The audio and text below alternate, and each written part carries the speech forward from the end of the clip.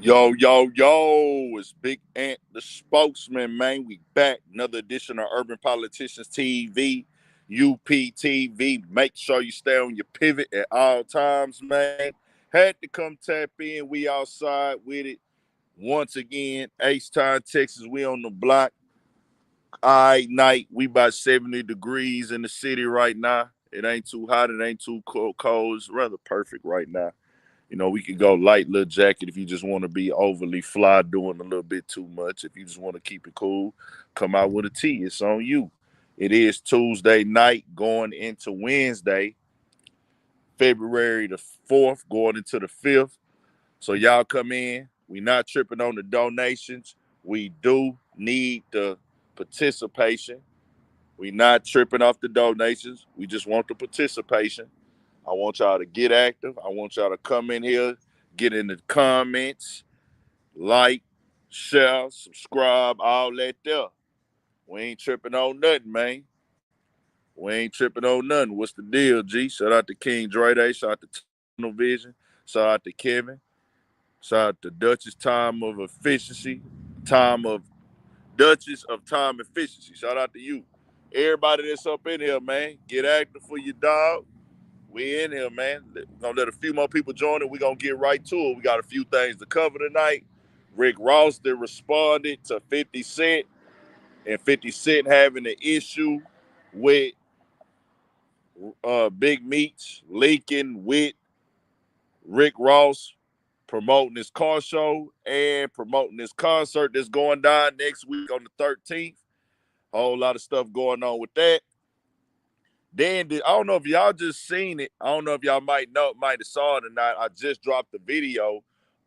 Trick Daddy says he feels that Kendrick Lamar should have not won Best Song of the Year at the Grammys. And he got to talking about it and things. And I was like, what in the world is Trick Daddy talking about? He ain't making no sense at all. And if you gonna say, we'll talk about it, with Trick Daddy, we'll talk about it. But he jumped out there and said Kendrick Lamar, he don't feel that Kendrick Lamar had Song of the Year. That's what he had to say. I dropped a video on that, though. It's out right now on the channel. I normally try not to drop videos right after I just dropped one because, I don't like to go live right after I just dropped the video. I don't know what the fuck dog got going on. He just pulled up over here on the side, posted up by me. It's all good, though. We got something for all that. Dog say Kendrick sucks. How you feel that, man?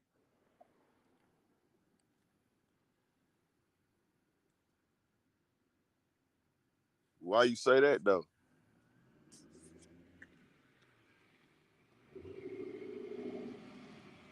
Oh, no. A nigga pulled up in a black Charger over here.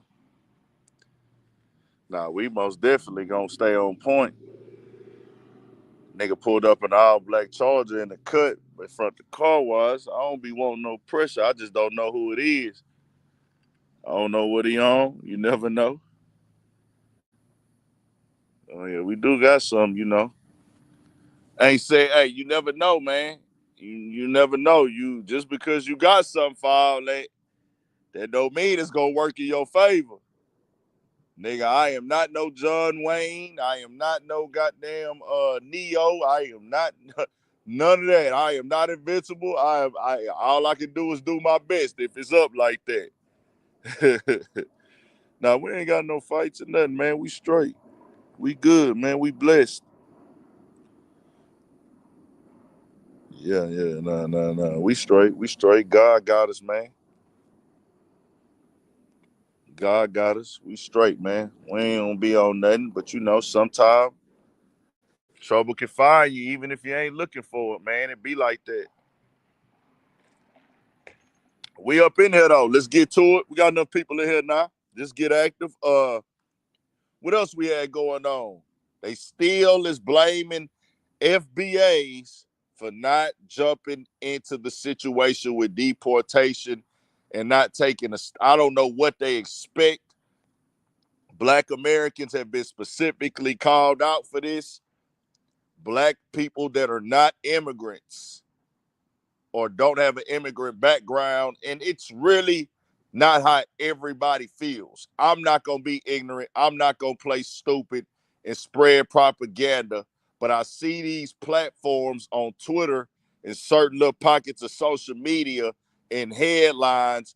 They are trying to push this false narrative that there's some type of beef or issue with FBAs for not jumping into the deportation conversation. Stop that fake fear-mongering garbage that y'all are trying to push, man.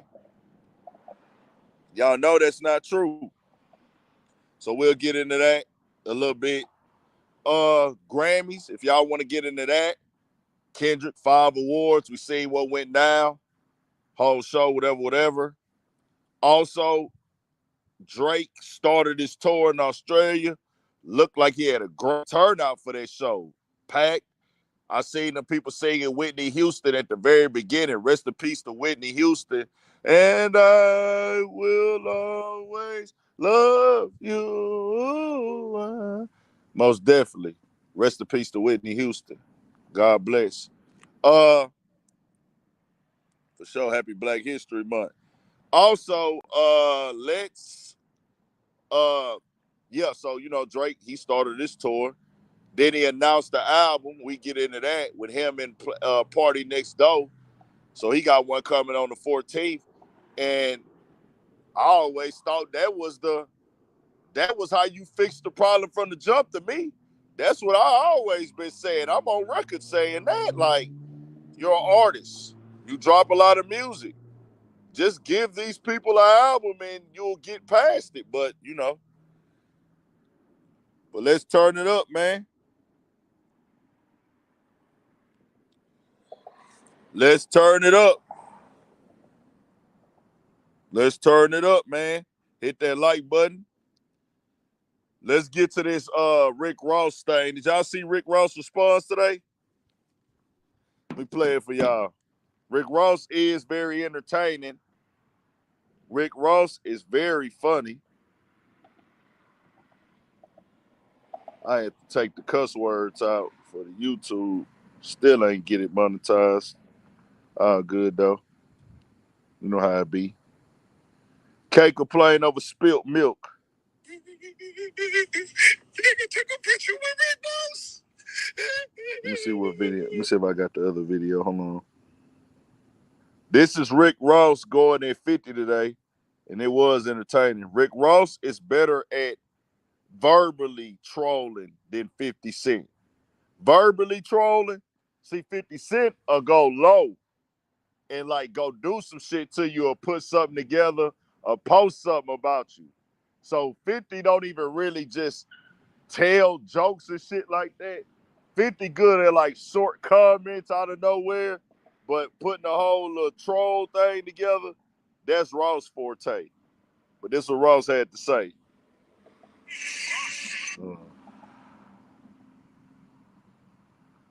And what I did with the fucking video, did I take it down? I must have deleted that motherfucker.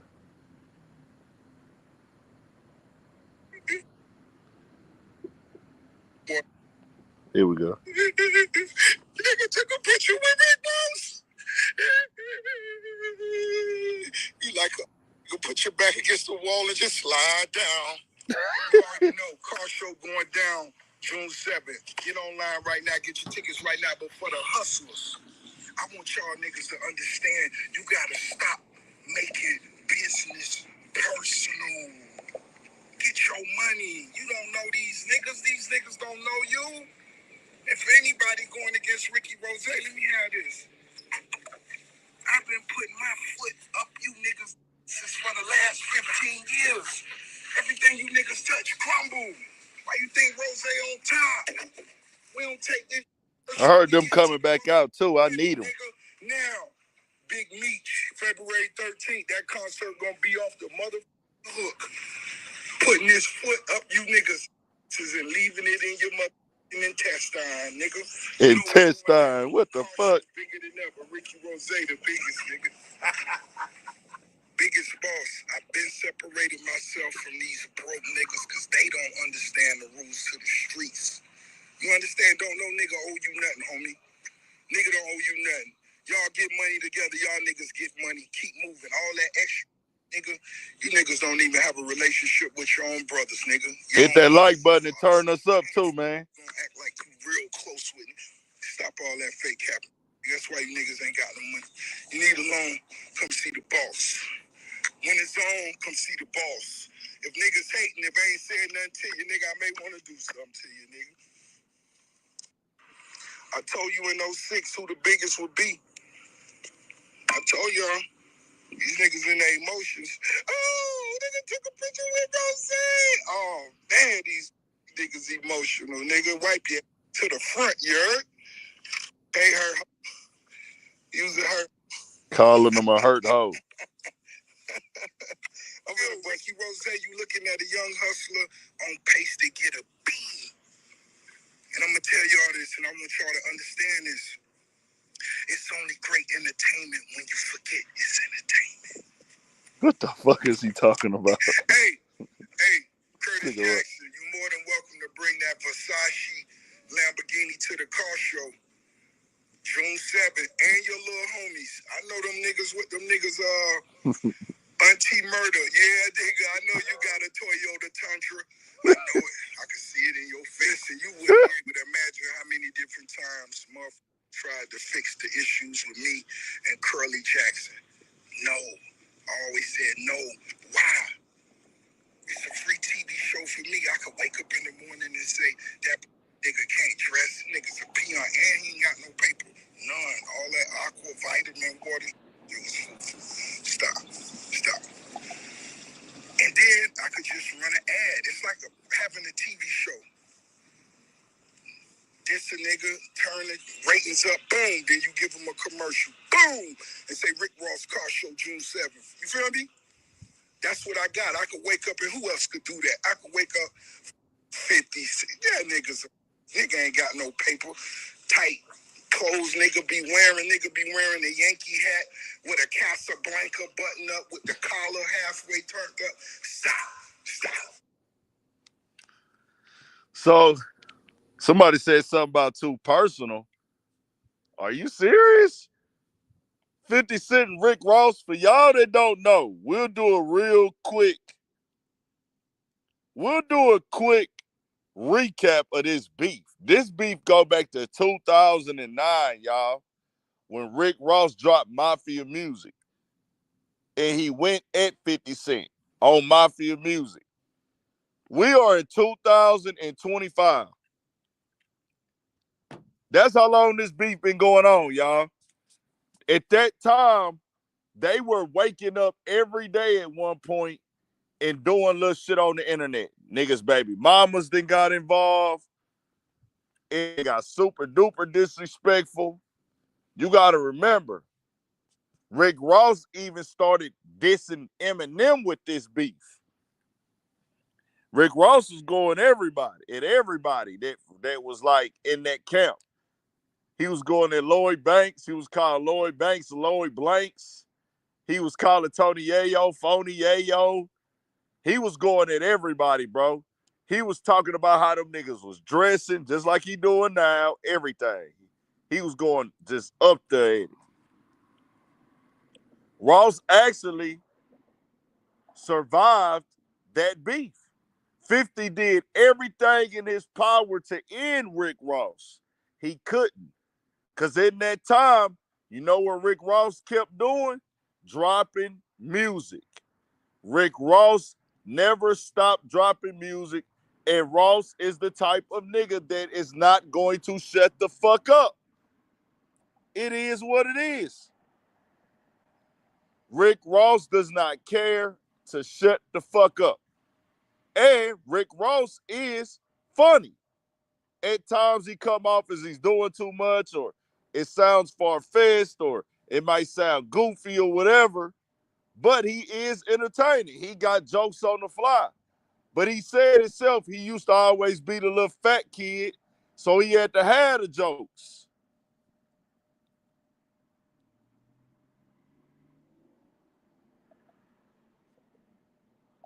Just keep it all the way 1,000. Nah, see, 50, like I say, him and 50 got two different type of deliveries, bro, with their jokes. 50 got more of like, hey, nigga, I'm going to go low. I'm going to make a post about you going through something. 50 is going to sit back and wait till you take a L. Then he going to go at you. 50 going to use his Instagram page to go at you. Or 50 might say something slick in an interview. But Ross is strictly a capper. Like Ross, you could tell is that nigga that sat around and knew how to cap on niggas. That just is what it is, bro. This is why he's been able to survive. Rick Ross is a hustler. Rick Ross gonna hustle. Rick Ross ain't gonna stop. Rick Ross gonna stay in your face every day to the point where he done turned his beef into 50 as a marketing tool. He just told you right now. They tried to get us to squash this. I said, nah, nigga. I'm going to use my beef with this nigga for marketing.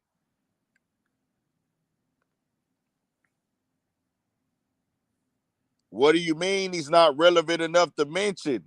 50 didn't start tripping with Meech until after he linked with Ross. So obviously, he's relevant enough for 50. 50 made 3-4 videos about him last year when he got into the stuff in Canada. You can't say a nigga not relevant if you responding to the nigga and going at him. I'm just saying. I'm not choosing a side. I don't have a dog in the fight. Now these two have never got into it. They've never had no like face off that I know of. There's never been a like we punched on each other, they crossed paths. I've never seen it. Only time I seen this get physical was what happened with Gunplay.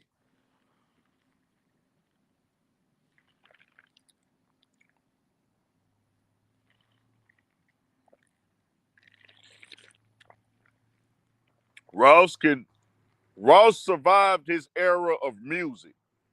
So Ross is out of his era of making music. Just know that. Ross, when they were beefing, that was Ross's music era. Ross survived through that music era. Now they ain't playing. Y'all got to start just being 1,000 with yourselves. And let's get to this leaked phone call. We'll get back to this in a second because I got that in the title. I should have did that first before we came in. 50 Cent posted this with Tammy Cohen's. You don't know who Tammy Cohen's is? She has been called a federal informant by Tanisha Welch, who is the first lady of BMF. Tammy Cohen's is somebody that got cool and close with Big Meech. I don't know if she was cool with him before he got locked up, but for sure while he was locked up, he gave her his rights, named her the CEO of BMF Entertainment. So on the entertainment side, on the business side that Meech created with BMF, she became the CEO of that, and she was the co-producer of Power. Now I say Power, the show BMF. She the co-producer of BMF. What's happening, G? Appreciate it, man.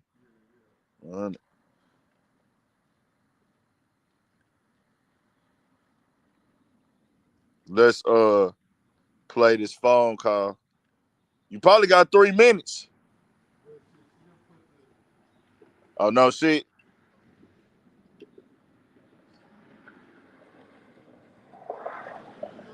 Let me play the phone call for y'all that Ross, that 50 posted now. Then we gonna get into these Kanye West rants too.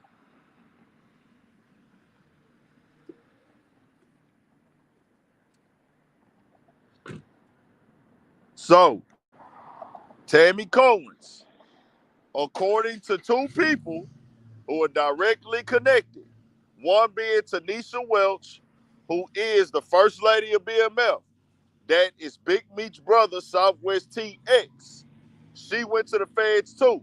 She said Tammy Cohen's tried to get her sent back to the feds, called the probation officer and everything. They got into an argument over the BMF documentary rights and all this other stuff. She said Tammy Cohen's tried to get her sent back to the feds. She got a Vlad TV interview about that. She has other interviews on the internet. You can go look them up. Everybody been resurfacing all their old BMF related interviews on YouTube right now. I just seen last night M. Rett got an interview with her. Cam Capone then resurfaced his Blue Da Vinci interviews. Vlad then resurfaced his Tanisha Welch interviews. She got other content on the internet. So she is and was the co-producer for BMF, the TV show. Now, 50, when he made that post the other day, 50 said, when he posted up the rack, it said, I think I'm Big Meech. 50 put in the caption, the biggest mistake he ever made was not sustaining his relationship with Tammy Cohen. Her tell-all docu reveals truth. Let me say this again. The biggest mistake he ever made was not sustaining his relationship with Tammy Cohen. Her tell-all docu reveals truth.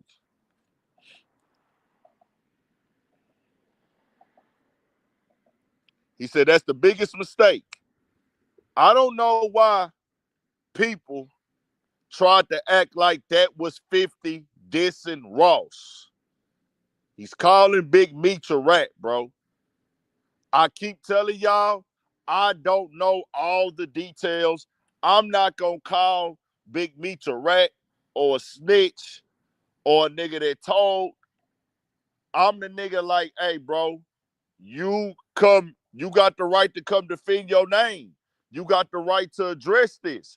But 50 Cent is saying, what y'all niggas need to know, 50 Cent is one of the most popular niggas in the world. Do we agree?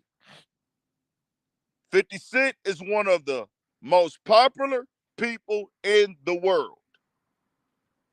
He put it up on his social media.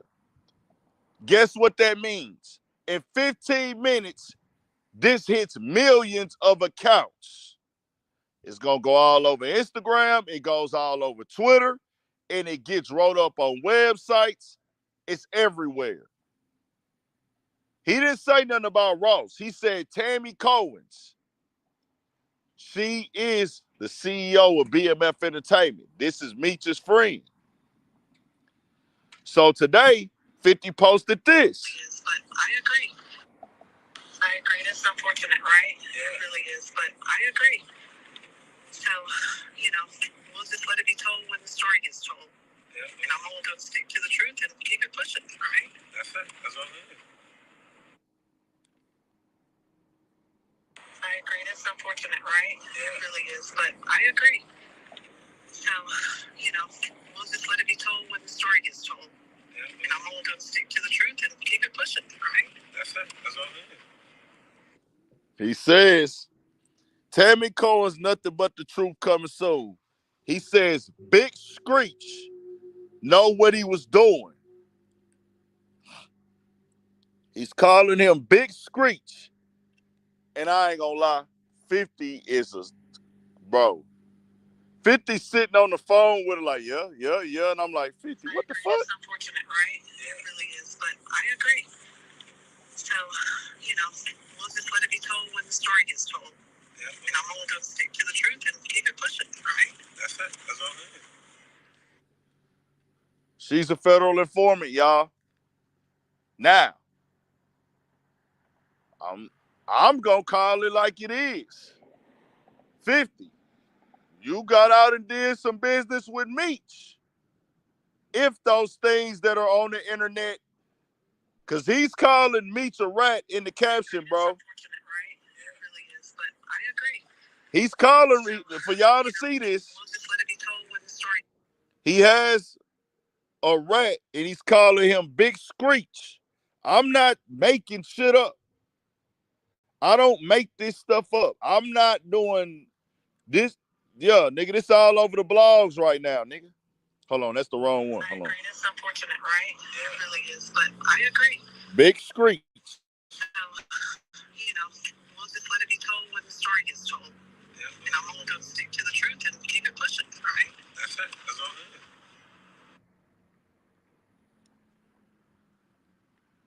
it is. So, we can break it down. 50, you did business with Big Meech as well. So, 50, with her, from what they say, Tammy Cohen's, the lady he's on the phone with, the CEO of BMF Entertainment, the co-producer of the TV show BMF, she's supposed to have been a federal informant since 2008, 2009. Around those years, to my understanding. 50, that means you had to know about this yourself. That means that you knew something and you still did it, but we know 50. He like, hey, that ain't got shit to do with me. I'm doing business. But we can work Meech. We can do the show. But now, nigga, and from what I understand, how I'm taking this, because 50 said the show was canceled pretty much. 50 is pretty much saying that the show was canceled, right? And he said the biggest mistake he ever made was not sustaining his relationship with Tammy Cohen, meaning Meech and Tammy Cohen are not cool anymore. 50, or they not doing business no more, whatever. So basically saying, we finna blow the lid off now. You ain't got no relationship with Tammy no more. That would have been the best thing for you to do. So what I'm taking from this is, and this is just me guessing, y'all. Don't take this as fact. And y'all tell me what y'all think.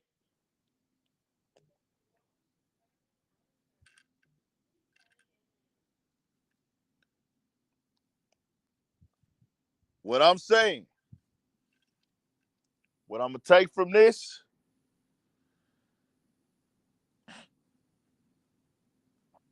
no, he's not getting called into his parole office, bro. No. No, he's not getting called into his parole office over this, nigga. This ain't that. This is not a crime. Knock that off. What this means, what it feels like is 50 and Meech are no longer doing business behind the scenes. That's how it's coming off. We're like, hey, you're not rocking with Tammy Cohen no more. I don't know why. I don't know if Meech took the rights away from her, if Meech got the rights back, fired her from her position, or they fell out. But I guess from the looks of it, Meech then probably went in his own direction, maybe, or he then got hired somebody else for the position, and maybe 50 got cut out. I'm saying maybe. I'm just speculating. Maybe 50 got cut out. But it's clear that they not rocking with each other no more. So when he say that, it's like, hey, bro, you ain't rocking with me no more, and you standing with Ross, and you not rocking with me no more. Well, fuck it. I'm going to burn the house down.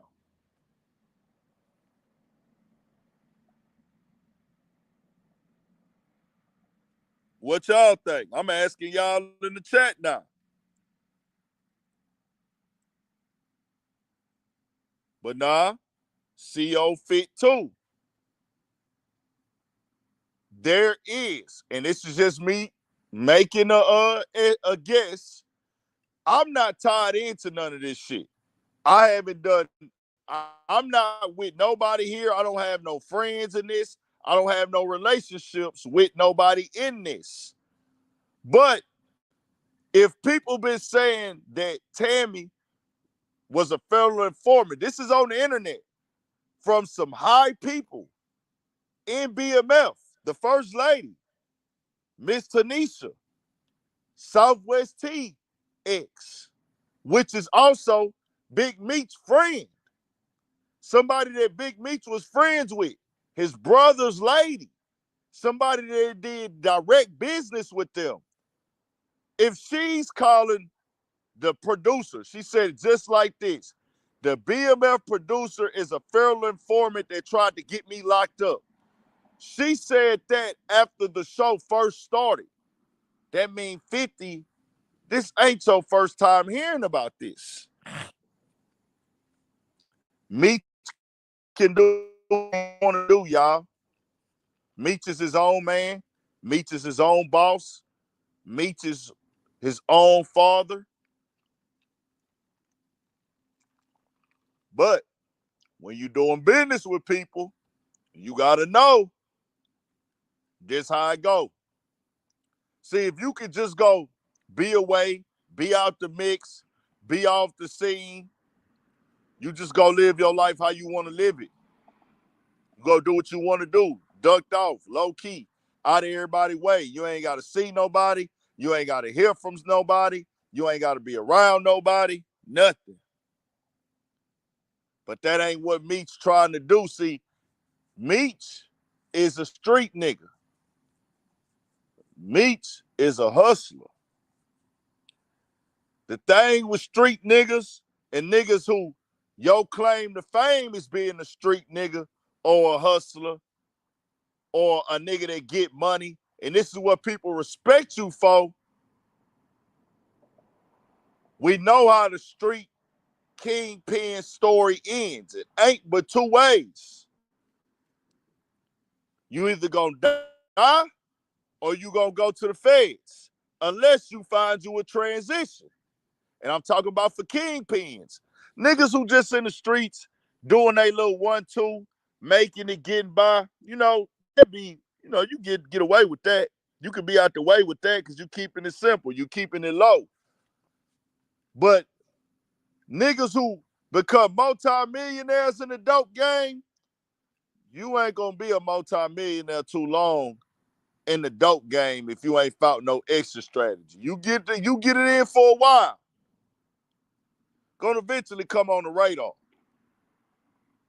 So when you become a multi-millionaire in the dope game, 9 times out of 10 you have an organization. Somebody in your organization or in your pipeline gets jammed up. They cooperate. They get evidence. They get warrants for phone taps. Shit like that. They build cases over time. Bet. So they inside your huddle every day. But when it comes to the streets, what make you glorified is going to be the rules and the standards and how you did your thing. But if you cooperated, now your claim to fame and what people respect you for is being the street nigga. Now, why Meech got a lot of respect and love is because he was so generous with this money.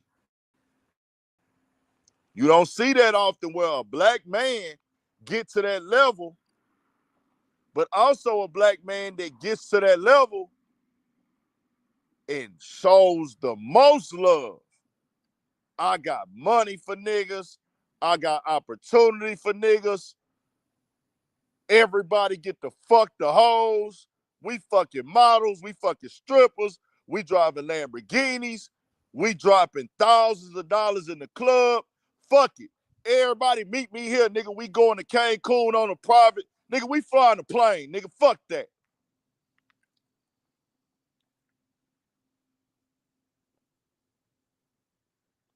So when you that generous and you show that much love, the people are going to love you back. The people are going to love you back. They're going to support you. They're going to want you to win, even if you supposed to be the villain. Even if you supposed to be the villain. And for me, listen to Big Meech talk, listen to Big Meech speak. Big Meech seemed like a good nigga, a cool nigga. Solid nigga. Even listening to Big Meech interviews after he was in prison, that one he had with Favario, I think it's on Vlad. Big Meech was a good nigga. So everybody had Big Meech up here, nigga, like, yeah, nigga, Meech, nigga, you did it right, nigga. You took your time, you did this, you did that. Now you have people like 50 Cent saying, hold up now, back it up. Now, mind you, feel how y'all want to feel. Think how you want to think, have the opinion you want to have. 50 Cent is one of the most popular people in the world, meaning he has reach. He has a following. And the reason why it means something, because everybody know 50 Cent come from the streets. So when you got another nigga from the streets who is seen as a top tier gangster, and when he came into the rap game, is 50 Cent on the block thugging still? No. But everybody know 50 Cent real story. Niggas tried to kill this nigga. He didn't have this. 50 Cent had plenty fights on camera, plenty drama on camera, plenty beats. Everybody know 50 Cent is a mogul, but niggas know he from the streets. So this guy who was seen as one of the most popular gangsters, because yes, 50 Cent is a businessman. 50 Cent is a mogul. 50 Cent is not in the streets no more. But 50 Cent got popular being a gangster rapper. So when you look at 50 Cent, he's seen as an icon now. But when you start thinking about it, everybody that fuck with 50 Cent, 50 Cent just did this tour. 50 Cent just did this big ass tour. Just did this super big tour, nigga. I went to it. The Get Rich or Die Trying 20-year anniversary tour. That shit was global. Global, nigga. It was people from all walks of life there to watch him perform. They are rapping word for word. 50 Cent has some of the most gangsters lyrics you could ever rap. So that means people fucked with the gangster shit.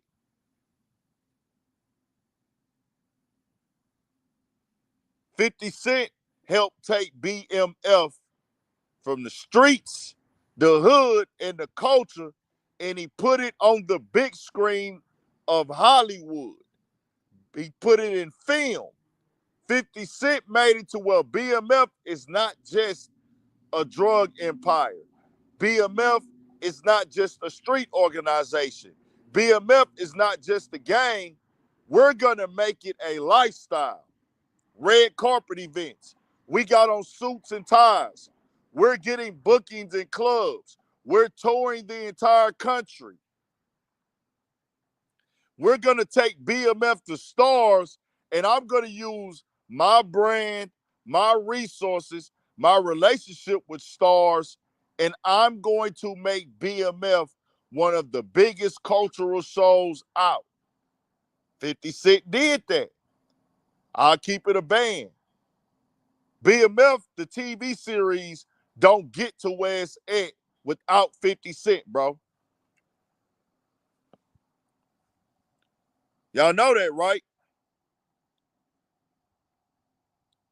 If anybody disagree with that, let me know. I'm not talking about 50 Cent, they history. I'm not talking about BMF being them niggas, because we all know that. They already did what they did. They didn't need 50 Cent for none of that. But to be taken around the globe and put on that big screen with stars, red carpet events, that came from 50 Cent. No matter how you feel about the show. Bro, I'm not saying that he couldn't have sold it. I'm not saying that Another company couldn't have did a BMF show.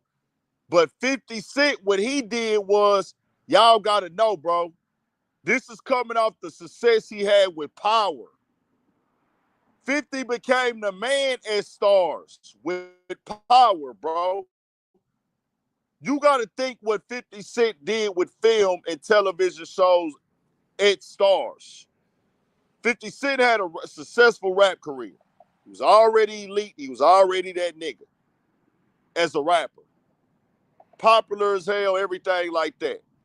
The music, of course, was not hitting how it used to hit. This is no debate. We know this.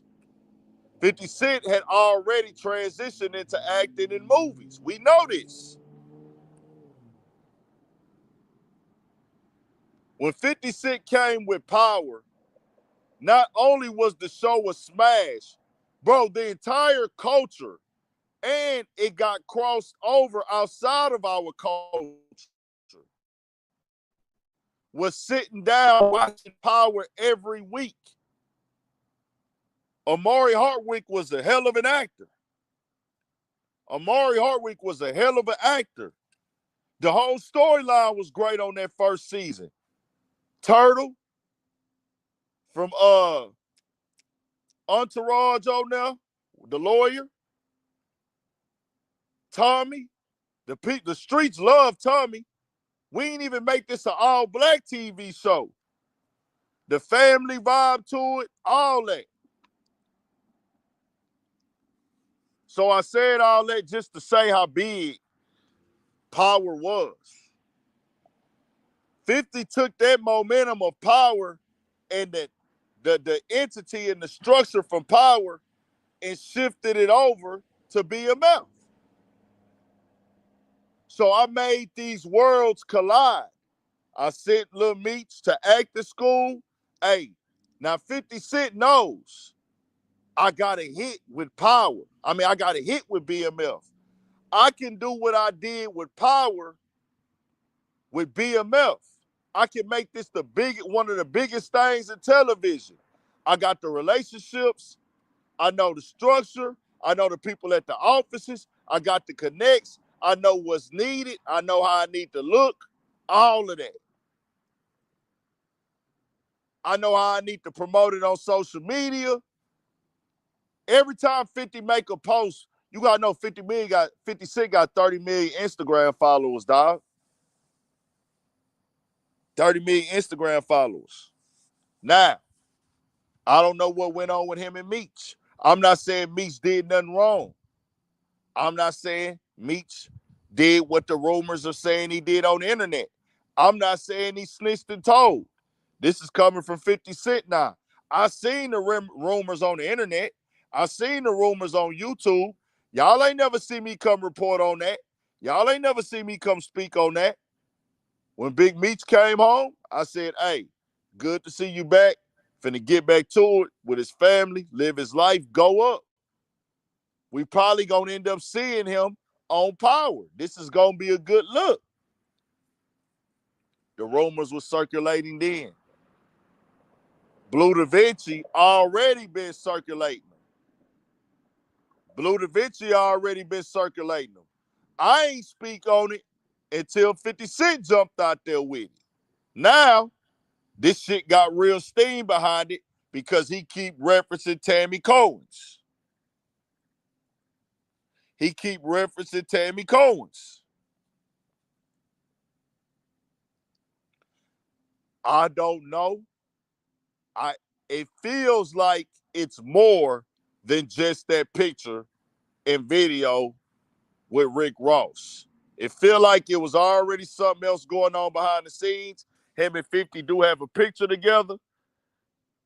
He also brought Lil Baby into it. I don't know if y'all saw that. Lil Baby ain't got nothing to do with nothing. Lil Baby just got drug in on a straight type thing.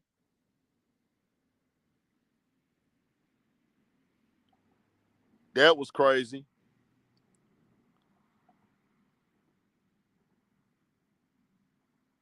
Zip with the drip. 50 posted that up with a whole caption.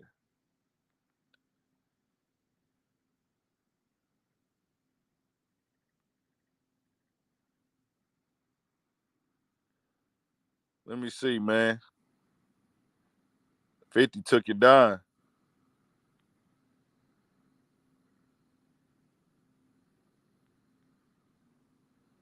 Excuse me.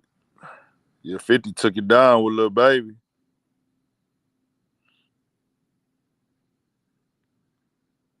Mm. Somebody else that had it up, they took it down too. Lil Baby probably made some calls. Hey, man, take that shit down, man. I don't want nothing to do with that shit. A Lil Baby team, and I most definitely understand that. He never said Lil Baby did nothing foul or wrong or nothing like that. But Lil Baby got through it, and he was like, "How was you around, Lil Baby?" He was like, "How was you around, Lil Baby, when you said you got some money from him, or you seen him with some money, and that nigga was only 5 years old, or some shit like that?" I'm like, "Damn, here we go, man."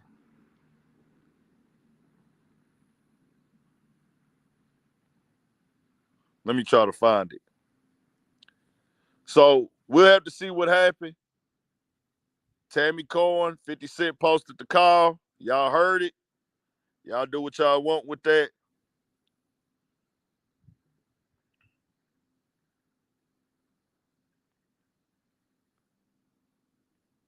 What's dog Instagram? Zip with the drip. Anybody know? Anybody know Zip with the drip Instagram? I wonder if he got it on now. Now, mind you, too, Southwest T. 50 Cent had an issue with Southwest T, which is Big Meech brother, for linking with Supreme. Like I say, we don't know what all that been said behind the scenes, but obviously 50 feels like, hey, y'all is going against me. I don't know if he expect him not to work with Ross at all, but the nigga feel like, hey, bro, I've been here fucking with your family. I've been locked in with you, and you working with this nigga, and you know I don't rock with him. Your brother already didn't rock with Supreme. 50 might be like, hey, nigga, before you even have an opportunity to go rock with Supreme, I just quit fucking with you now.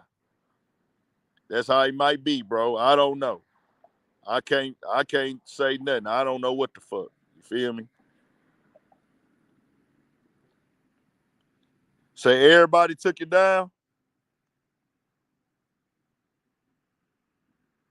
Okay, yeah, I don't see it no more.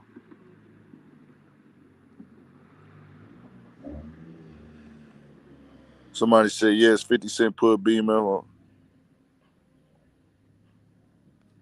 We'll just have to see how everything play out. We'll have to see, bro. Um, you know, Big Meech looking at it like, hey, nigga, I ain't in no beef. Beef, it ain't never been my thing. Big Meech on some stuff like, hey, nigga, I'm in this thing to get the paper. I'm in this thing to get the money, nigga. If a nigga got a $50,000 bag, $60,000 bag for me, nigga, I'm finna go get that. All I gotta do is show up to the club. All I gotta do is show up to the show. All I gotta do is get on the mic and say a couple things. I'm gonna get paid $60,000, $70,000 to come party for a few hours. I'm going. I don't give a fuck who there. He might look at it like, hey, nigga gonna give me $50,000 to come to a car show. Nigga, I'm going. I don't give a fuck who there. Ain't none of these people my friends. I didn't grow up with none of these people. I've been locked away in prison for the last 20-something odd years. Nigga, every bag that's available, I want it. Just saying. Yeah, I seen those too. But we already done seen them. We done seen the people say that, like Ja Rule just said. Ja Rule just said Yayo told on him. He called Yayo by his government name and said, yeah, nigga, I paid you money, nigga, in a lawsuit. That's what Ja Rule just said about Yayo. But they been saying that. They been saying that. That been getting pushed. Irv Gotti and them said that 15 years ago. So that's nothing new. And prayers up to Irv Gotti Supposedly he had a stroke. Supposedly Irv Gotti had a stroke.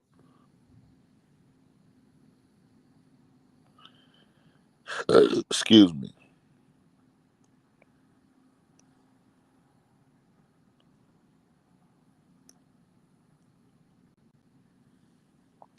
Bro, it don't matter why 50 did it, bro. So let me tell y'all this right here, dog. This ain't, I know y'all like to think how y'all want to think, bro.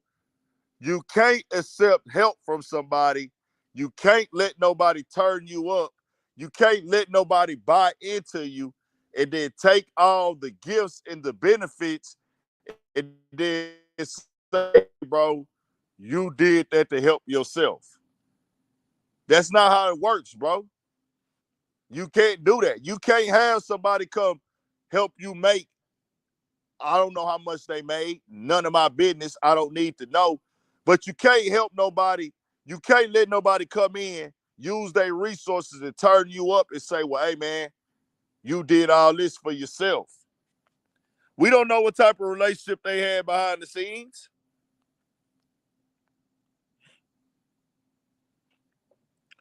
So y'all got to pick a side. Since everybody want to make me be a hoe ass nigga for me reporting the facts, me speaking on the facts. I got certain niggas saying I'm Dick Rod Ross. I got other niggas saying I'm Dick Rod Meech. Which one is it? Certain niggas saying I'm hating. Y'all gotta let me know which one is it. It don't make no sense. I'm just telling y'all what did happen and giving y'all a perspective of life. I don't know either one of these niggas.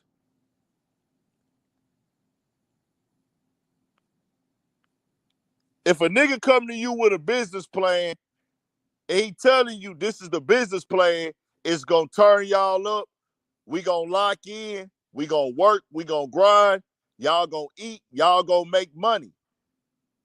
Bet. Now, if a nigga get tight with y'all, kick it with y'all and help y'all turn you up, you can't come then later and say, hey, nigga, that was just a business transaction. Yeah, it was a business transaction, but nigga, I helped y'all. It don't matter if I ate too. I'm not speaking like I know shit, but I know, I like when y'all come on here and let me know I'm doing a good job. Y'all let me know that I'm making the right moves when y'all start saying things that don't make no sense because y'all are watching me to judge instead of just keep getting the information. That let me know I'm a fucking nigga out here. That let me know that I'm a fucking nigga out here. Y'all dick ride me. Shout out to my supporters, though. Shout out to the supporters. Shout out to the people that really be on here watching me and rocking with me and supporting me day to day. When we talk about all the subjects, when we talk about our identity, when we talk about our life, we talk about Black history, we talk about indoctrination, we talk about our education, we talk about Black history, we talk about unity. Salute to the people that be here for that. Not the people that come in and judge me off of a conversation about Rick Ross, 50 Cent, Big Meech, and everybody know I don't know nobody, and I'm just only giving you the facts. Yeah. When we on here talk about that real shit, it be the real people on here. The other people is watching just to judge and try to poke holes at a nigga. But you gotta have haters to be successful in this game, man. You gotta have haters to be successful in this game. Let me tell y'all something. You can work hard every day and grind, put out a positive message, help people, give people money. It's still gonna be a nigga that's gonna have something negative to say.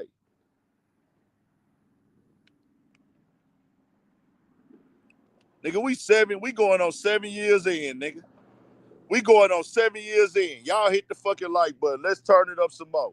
50 Cent, Rick Ross, Big Meech, they gonna do what they gonna do.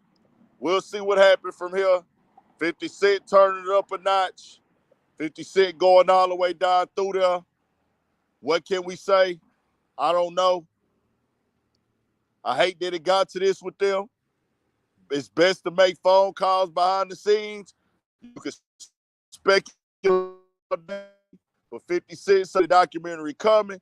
Tammy Cohen's, according to Tanisha Welch, who is Big Meech Brothers' ex-ladies, first lady of BMF, she says that Tammy Cohen's, the same lady that Big Meech is talking, that 50 is talking about, the phone call that 50 posted, she says she's a federal informant.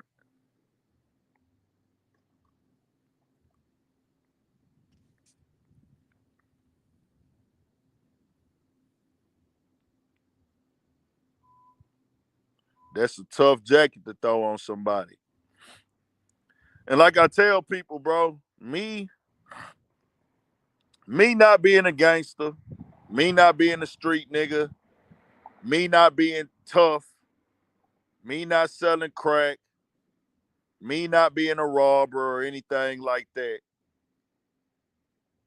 that don't mean a nigga don't know how the game go, bro.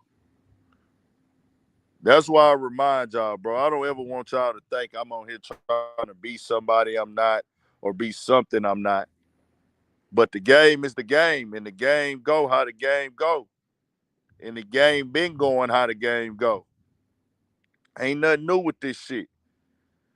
The game is the same, it just changed players. The game is the same, it just changed players. You understand?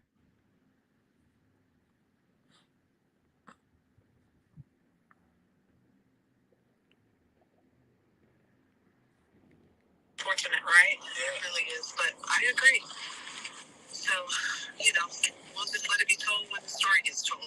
Yeah. And I'm only going to stick to the truth and keep it pushing, right? That's it. That's all it is. I agree. It's unfortunate, right? Yeah. It really is, but I agree. So, we'll just let it be told when the story gets told. Yeah. And I'm only going to stick to the truth and keep it pushing. Right? That's it. That's all it is. So we got new dick eaters up in here, so I like to let y'all know when you see my face, you can't call me a glazer. I'm support my people. I'm going to show my people love. I'm going to uplift my people. But when people do damage or push a indoctrination or false information to my people or use the black people as a weapon to push a narrative, I calls it out. Done it plenty of times. Nigga, I called out Obama on my channel and lost subscribers for that, nigga. This documented. I called out Obama on this motherfucker and lost subscribers for that, nigga. I called out Charlemagne the God, nigga. I called out My Song, nigga. I called out Plies. I called out Stephen A. Smith, nigga. I called out D.L. Hughley, nigga. I went at Charleston White, nigga. How the fuck you gonna call me a glazer? Nigga. I went at Adam 22, nigga. I went at DJ Vlad, nigga. I called out our culture for glorifying this and the dead, nigga. And said we need to do better, nigga. But I say, get y'all money, do what y'all do. But what if somebody did that to you? Nigga, think about your mama.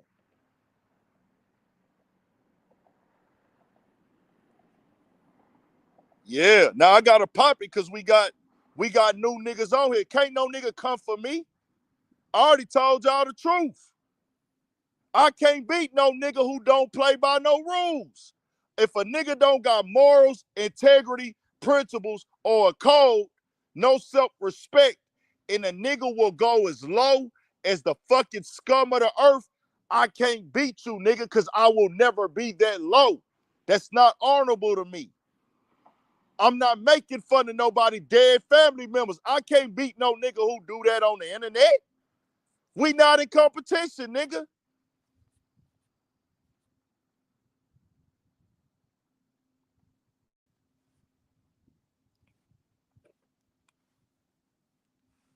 Yeah, nigga.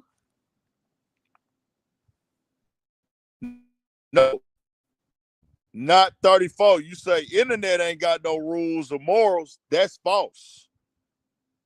The internet do got rules and morals because the internet is how a nigga want to be on the internet.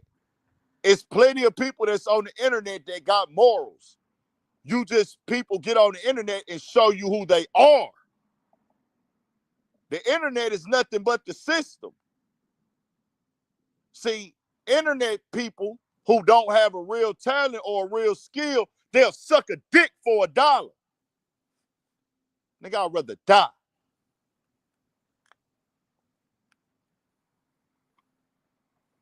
Nigga, I'd rather die. If I wanted to be a hoe ass nigga, I could have been did that, nigga. Nigga, this shit by choice, nigga. Do what the fuck, nigga. I come how I want to come, nigga. These niggas make these choices. These niggas don't got to do that shit, nigga. They wake up and choose to do that shit. That's a choice. All them niggas on the internet that's doing hoe shit, that's a choice they made, nigga. Ain't nobody forced them to do that. You didn't have to do that to get seen on the internet. That's the niggas that don't want to grind. That's the niggas that don't want to work. It's just like a nigga, let me record myself on the phone doing some shit to get attention. That's because you don't want to put in the work of learning the craft, the trade, or finding some real entertainment to come up, a real skill. Yeah, nigga. Yeah, nigga.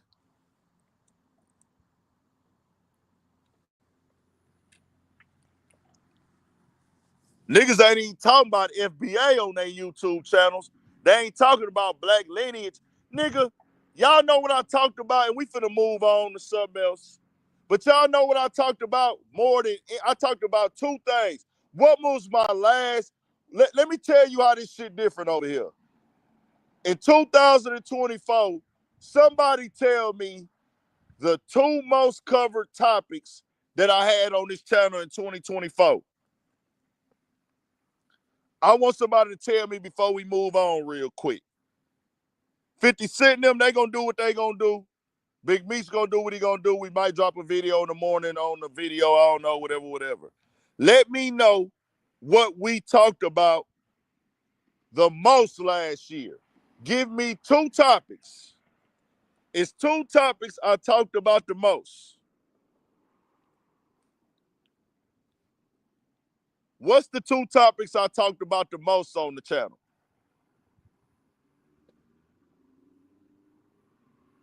K. Dot and Drake is one. What was the other one?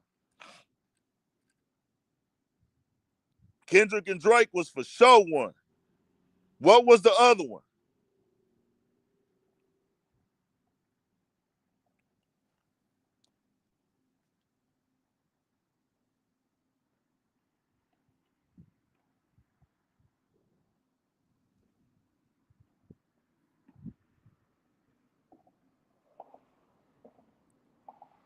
The election.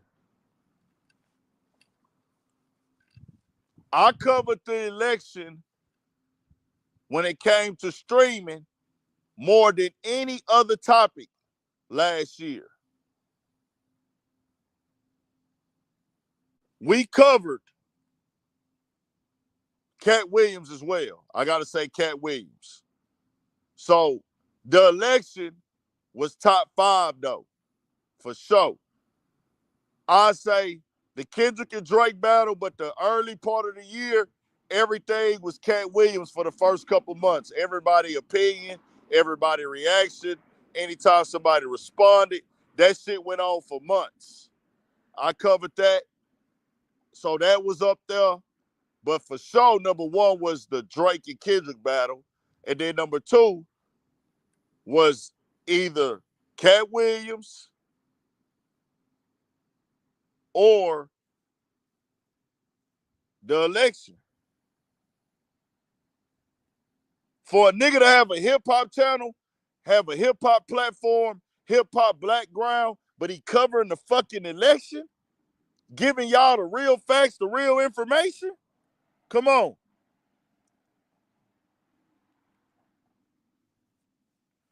Stream that shit for free, nigga. I stream that shit for free. I don't get paid to be on these streams. Nigga, I ain't making no money right now. This me fucking with my supporters. This me fucking with my supporters. Nigga. And people don't want to hear this shit. They clicking off now. I don't give a fuck. They wasn't real supporters anyways.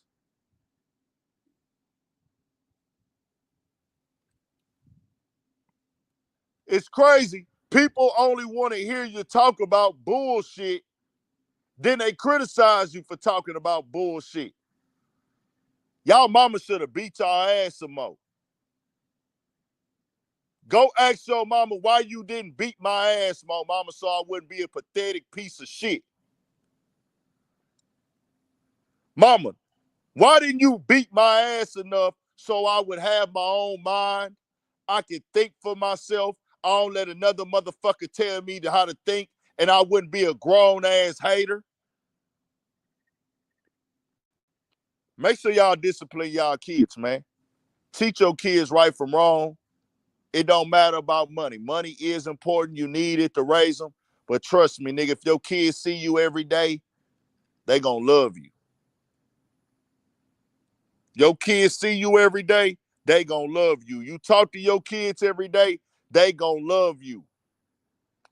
You spend that time with your kids, they gonna love you. Talk to them, teach them, show them. Now, we gotta pop it when we get an audience on here, because it's a lot of new niggas in here. I don't want niggas confused when they come to Urban Politicians TV, because it be niggas comparing me, telling me I do the same thing as other niggas. Man, you got me fucked all the way up, nigga. Nigga, what? Show me what niggas then went down I-10 on the freeway interviewing underground rappers and other YouTubers and the business owners, clothing line owners, nigga. What other niggas almost lost their life on the road to go get content, nigga? What other nigga? You got to show me them niggas. And it's some niggas that have. But y'all be comparing me to niggas that ain't did none of that. What other nigga that interviewed every fucking rapper from his hood at the corner store? Put on my page, nigga, I'm on the block right now. Pull up to the corner store. I'm doing interviews in a parking lot. And I'm doing interviews in the corner store. Pull up today for free. What nigga stood on the block and did interviews for hours? 7, 8 in a row. One deep, nigga. That shit on the channel. I just fell back off of them because the game changed. Niggas watered it down. Everybody want to get paid. Nobody want to really watch the underground interviewers no more. But we getting back to it. I'm coming out with something this year. Be ready for it. We will be back. We're going to have some good quality interviews, man.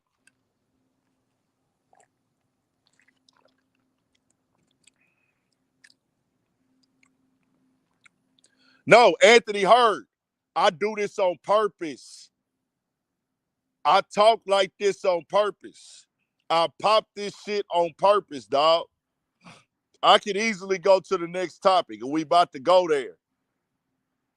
But I know it crushed niggas' soul when they gotta hear the truth. This be for the other niggas watching too. Cause it be other niggas that be trying to box a nigga in. You gotta remind these niggas, bro.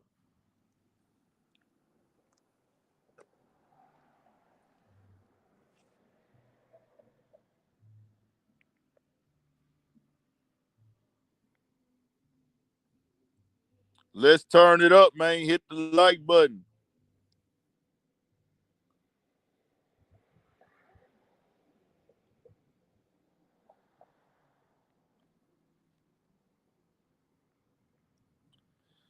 Let's turn it up. Let's run it up.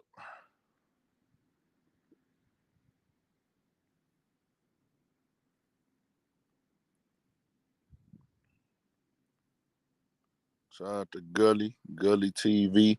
I've seen that channel before. I ain't really just check in though. Shout out to them. Yeah, that's all it is. We gonna move on. What y'all want to get into next? What y'all want to get into next? What's the next topic for tonight, man? We covered that in a little while. We'll just run through these other things. Uh, did y'all see Michael Jordan's son? I gotta drop a video on that tomorrow. That is fucking crazy. Oh, somebody said Kendrick. Wasn't too much going on with Kendrick. Kendrick 5 Grammys swept. The Super Bowl performance is Sunday. It's gonna be big. It's gonna be very, very big. They played Not Like Us at the Grammys. The crowd rapped it. Taylor Swift was dancing to it. Beyonce was dancing to it. And it's because of that beat. Like, is Kendrick rapping on that for sure? That fucking beat is undeniable, bro. Even Drake said it. And that's why it's crazy that people would try to downplay the song. Like, it's crazy that people would try to downplay the song because you can't listen to it without bobbing your head. Like, you can't. Nobody can. It don't matter who it is, whatever walk of life. That's why it was so viral. It make you, they not like us. They not, like, you got to bob your head to it. Yeah, they did Babyface Ray disrespectful, man. Yeah, I don't know what Lil Wayne is on. Well, let's talk about that Babyface shit first. That was out of pocket. They resurfaced the video with Raven Simone as well, where they did her the same way, and I'm like, damn, that's fucked up. And I guess it's a tough position. I wouldn't do nobody like that. If anything, I'm gonna let the person talk, let them finish, and then we'll have to try to chase that motherfucker down, bro. I ain't the nigga that's gonna be having a convo with somebody. If anything, I'm gonna let you finish your sentence, let you be done. Then, as soon as you done, we'll go get on that person. Like, we gotta go get that motherfucker. But hey, let me, you know what I'm saying? Let me stop fucking with somebody or let me dog something. No, I ain't finna cut you off mid-sentence. That's just disrespectful as a human. I ain't finna belittle no goddamn body. I ain't finna belittle no goddamn body. I don't give a fuck who you is. If I'm on the red carpet, I'm working. So if we working, we talking. I'm working with you right now. Now, once your shit done, all right, we got to go try to get this big star. And no, they do be moving fast. Man, if we miss them, we miss them. We can't sit on the person that's in front of us. Nigga, that's treating somebody like they less than. Yeah, especially if you call the nigga over. That's fucked up, nigga. Babyface a legend, nigga. Babyface a motherfucking legend, man. Don't play like that.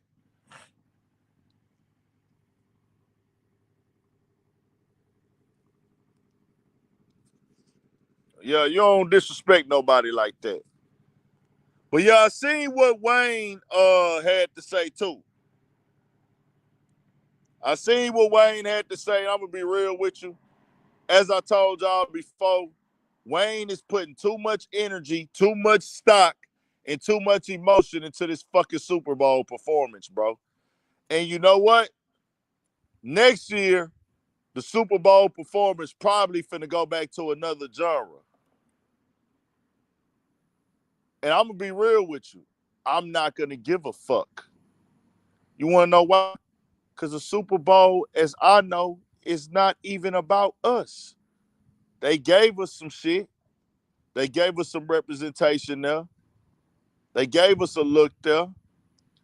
But you better believe that it's about time Taylor Swift get that Super Bowl performance. Lil Wayne jumped out there, did what he did, said what he said, and just talked in circles. But fam, Lil Wayne legacy is already sealed as an artist. A performance, a nod, a cosign. Lil Wayne already got all that. Lil Wayne, you already that nigga. Can't nobody take away from what Lil Wayne did in this fucking culture. So I don't understand why him or people put that much stock into a performance. I don't get it. I don't get it.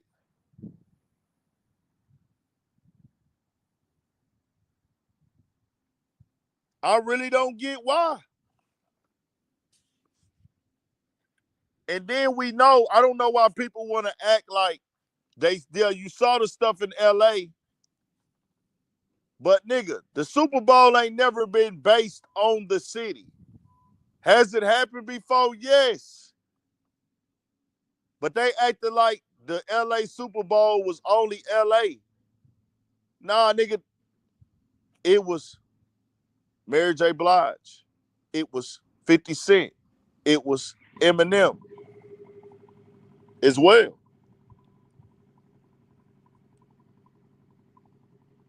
What Lil Wayne gonna perform there, bro? They went with the obvious business choice, the obvious thing that made sense. Kendrick Lamar is the biggest artist of the fucking year. He raps, he's promotable, he's marketable, he's very well liked, he's a Grammy Award winner, he had the biggest song.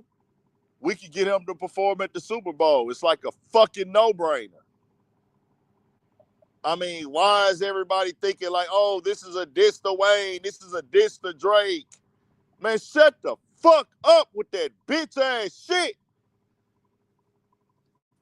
Shut the fuck up with that lame man. Oh, this was done to diss Drake. He want the son Drake. You don't say shit like that. Niggas who don't live life. Nigga. It's a whole goddamn corporate entity. They got to sit down and make this decision. They gonna look at Lil Wayne. Lil Wayne gonna be considered. But at the end of the day, in 2024, with the momentum that Kendrick Lamar had, are you gonna say, I got Lil Wayne on the table, I got Lil Wayne on the table. Drake was gonna be a no-no, supposedly, allegedly, I don't know for sure. They say he turned the Super Bowl down. I don't know if that's true or not. But let's say we got Drake on the table, we got Kendrick Lamar on the table, we got Lil Wayne on the table, and we got Taylor Swift. Who y'all think they gonna choose?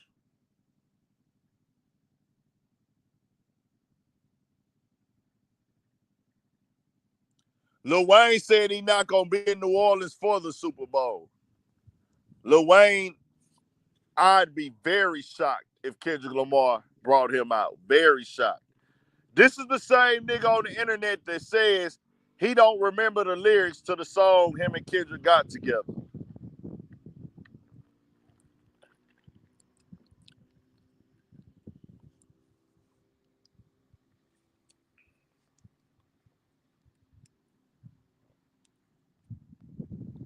Nigga, this is my block, nigga. I can talk as loud as I want to. I talk as loud as I want to, nigga. This is my fucking blocks. This is my block, nigga. Talk like I want to talk. So let's move over. Drake is back on tour. Fans was there. I ain't gonna lie. I'm not gonna say go on tour because Drake had just came off of tour, but he announced that him and Party Next Door got an album coming out. I don't know if they could drop that album legally. Could they have been put the album out legally or anything like that? But I feel like, hey man, he should have been just got back to dropping music and standing on it. But see, we need to keep this 1,000. I'm not letting mall or academics, and I've been like that. I used to be to a point, Maul, he ain't never been credible with me. when it comes to like after this battle. He been killed his credibility. But I did at one point in time, academics would say a lot of things that I didn't agree with the battle. It would be certain takes he would have that I'm like, okay, this don't make no sense. Dog is just talking and rambling, ain't really getting to no points and stuff. It'll be times he would say things, okay, I agree with that. It makes sense. And, niggas might feel the same way about my shit, whatever. But Maul, he has no fucking credibility. I won't take anything he says serious at fucking all when it comes to Drake. And academics, the same way now.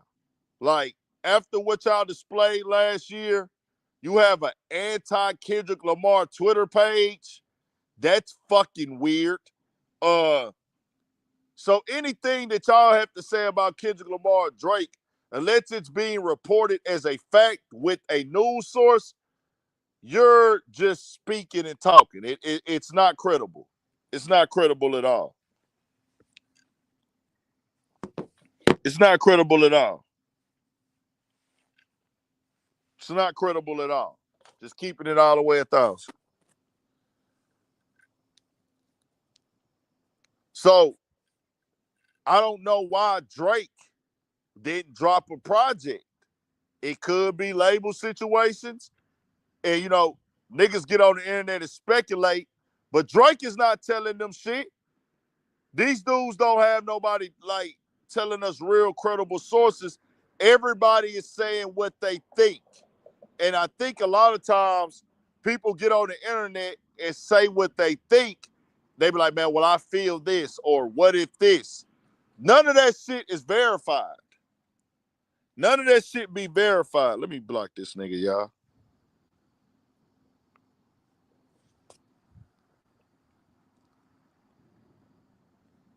Okay, yeah, Valentine. Did I said the wrong date? I said the wrong date.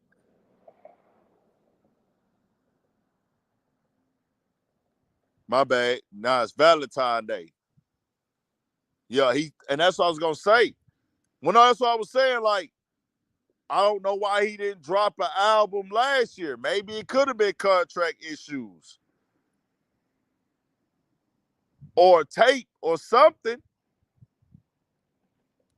He could have came with some quality music and it would have changed the conversation on the internet. But Drake got focused on trying to control the narrative. Drake didn't want to accept the L. If he accept that L and move on to making music, we not where we at today.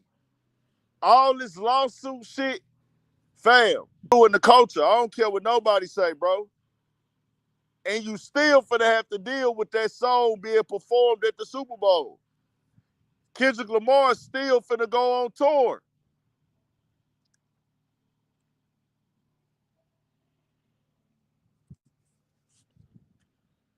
That shit they pulled with LeBron was weak as shit too.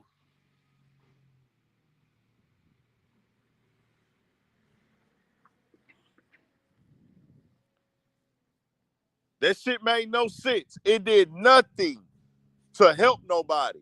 Like, you gotta do something that's, even if it's, you at least gotta do something that's gonna make you look good. There is nothing with Drake dissing LeBron that is gonna help him. It's not even gonna make you feel better. I'm just being real. You are a rapper. You are an artist. You talking about a basketball player. I seen he just dissed LeBron at the show tonight. That shit is not gonna do nothing for him. I'm just saying. That is not gonna do anything for Drake. So what the fuck are you dissing LeBron for?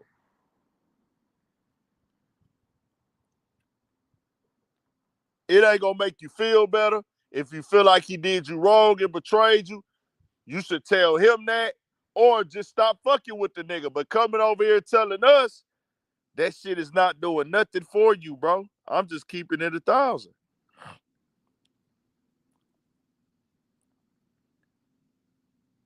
So let's move on. We'll see what happens. That's all Drake had to do from the jump. I've been saying it. Drop new music. Drop new music. Drop quality music. Drop something that your fans and the people can't deny. And guess what? The battle is over. Move like Jay-Z did. But niggas be focused on trying to control the narrative and do all this and do all that. And then you get to moving in a way that, nigga, we don't move like that, bro. We don't motherfucking hit nobody for no lawsuit. Let's move over here real quick to Marcus Jordan, and I'm going to drop a video on this too, y'all. We going to move over here to Marcus Jordan. Oh, did y'all see what Kyrie had to say about the Doncic trade? This the diss to LeBron.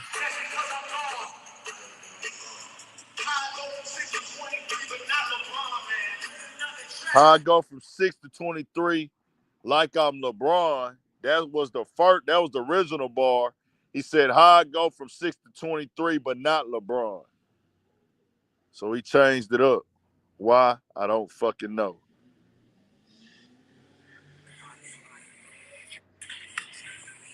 Obviously, we want your thoughts on the trade and just first thing, what was your reaction? Just really shocked, and you just don't imagine that you're gonna get ready to go to sleep and then find out news like that. So still a grieving process right now. Miss my hermano. We had a lot of time together. Keith too, and Maxie, and we just built some bonds that went beyond the basketball court. So if I can understand at home, someone or a few group of people or a few people leave in a trade, it's gonna be difficult, and that's what we're dealing with right now. But this is a business. It's way above my pay grade. Says way above my pay grade. I ain't gonna lie. They is talking about trying to get KD. Let me say this again.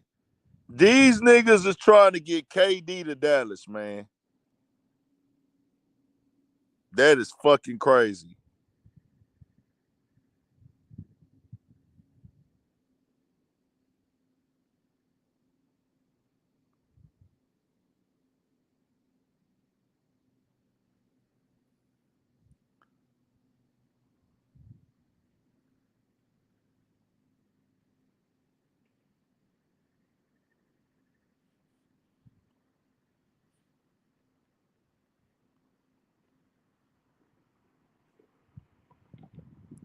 Yeah, that's what I said. That'll be fucking crazy.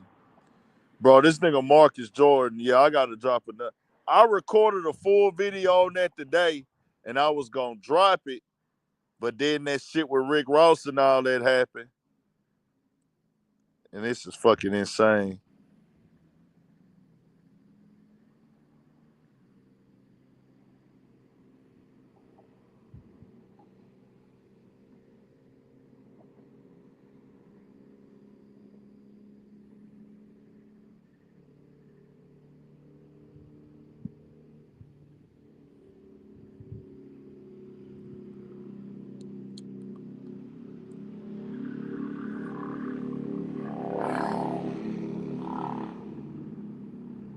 Let me go with Marcus Jordan, bro. They got that nigga arrest video. I got to reshoot this video now, man. TMZ put it out.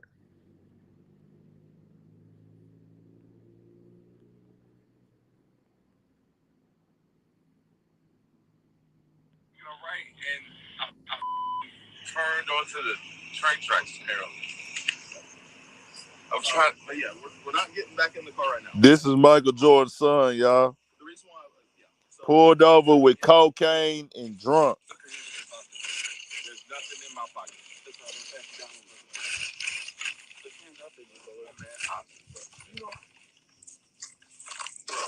I'm Marcus Jordan. I'm Michael Jordan's son.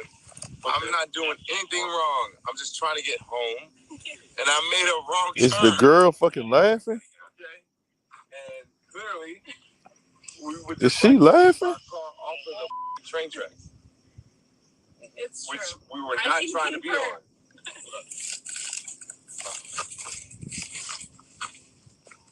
Boy, what the fuck is wrong with this I'm nigga? just saying, if there's 6 of us, and we throw this thing in reverse. Well, I've already got concerns for your level of impairment anyways, okay? So that's why. Because I can smell alcohol coming from you, and you're on train tracks. Okay? So come on, man. Just listen to me. That's why I don't want you back behind the wheel anyways, okay? I'm fine behind the wheel. I just would like to get my car This out nigga's on the fucking train tracks, bro. We'll deal with that after this. But that's why I had to get you out of the car, okay? Because like you're spinning tires, I hear slurred speech from you. You're driving on train tracks. I'm not slurring anything, and I'm okay. I'm letting you know. I have concerns. Okay? Well, I appreciate that. Driving a vehicle, I can't let you back behind the car. Drive a vehicle. I appreciate your concerns. Yeah, I don't want. But I am not inebriated. I'm not anything that cannot drive home. I'm gonna tell you who changed our game, man. Hold on, it had to be more than that. Hold on. Yeah, it was a little bit more. I'm not getting you back behind the wheel. Why? How long ago did this just happened right now. We thought we were making a right, and I fucking turned onto the train tracks apparently. This nigga tripping. We're not getting back in the car right now, okay? The reason why, so do me a favor, keep your hands out of your pocket. Yeah. There's nothing in my pocket.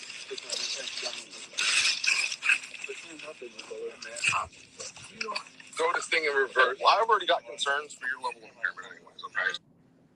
There possibly is a train coming. And the train coming. In this universe, we can push this car off the train track. I disagree with that. I don't care if you disagree or not. Okay? Hold on, man. This nigga got to be the dumbest nigga alive. It's not like you just we're not way down the train tracks. We made a right and another right. I'm just letting you know, there's no physical possible way in this universe we can push this car off the train track. I disagree with that. I don't care if you disagree or not. Okay, I'm letting you know. I mean, I get that, but we're not. I just back behind the wheel. Okay, not at this moment. Okay, there possibly is a train coming. Okay, so we need to get off these tracks. That is my concern right now. But you guys' safety and our own. Okay, man, bro, you can't get the car off, and we're not pushing it. Right now. Damn. I'm not getting you back behind the wheel. Yeah, Marcus Jordan, you out here tripping, man. Y'all seen that nigga mug shot?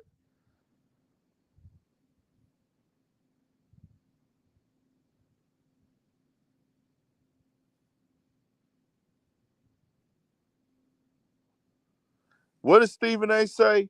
Marcus messed up, no doubt, but he didn't use his father's legacy to get into the NBA. MJ's seed isn't the smartest, but Bronny's struggling. That's the real crime. Stephen A. Smith, shut the fuck up. That's what I be talking about, bro. What the fuck is you even comparing these two for? That's what I be talking about with Stephen A. Smith right there.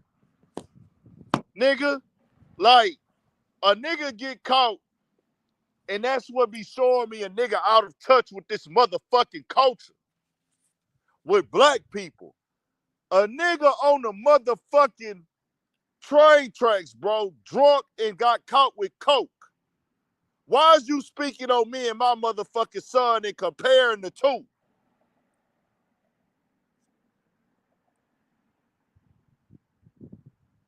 Is you fucking serious? That's the shit we be talking about, bro. Oh, yeah, you need to add, I speak for the black community. Will Smith, the black community didn't come out and support that video. We didn't go support your new movie because we want to hear from you. Nigga, majority of the Will Smith video movie of Bad Boys 4 was motherfucking black, nigga. 40% of the tickets sold was black. That's almost half. The fuck is you talking about, dog?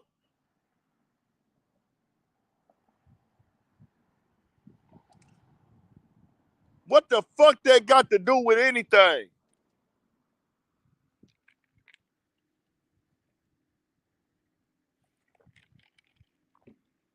That nigga be saying some hoe ass shit. But when you listen to Stephen A. Smith takes, bro, all he do is talk in circles, bro. That nigga talking circles with a bunch of fucking theatrics. That nigga's fucking cringy on YouTube, bro. Shout out to Avis L. Curio. Appreciate that support, man.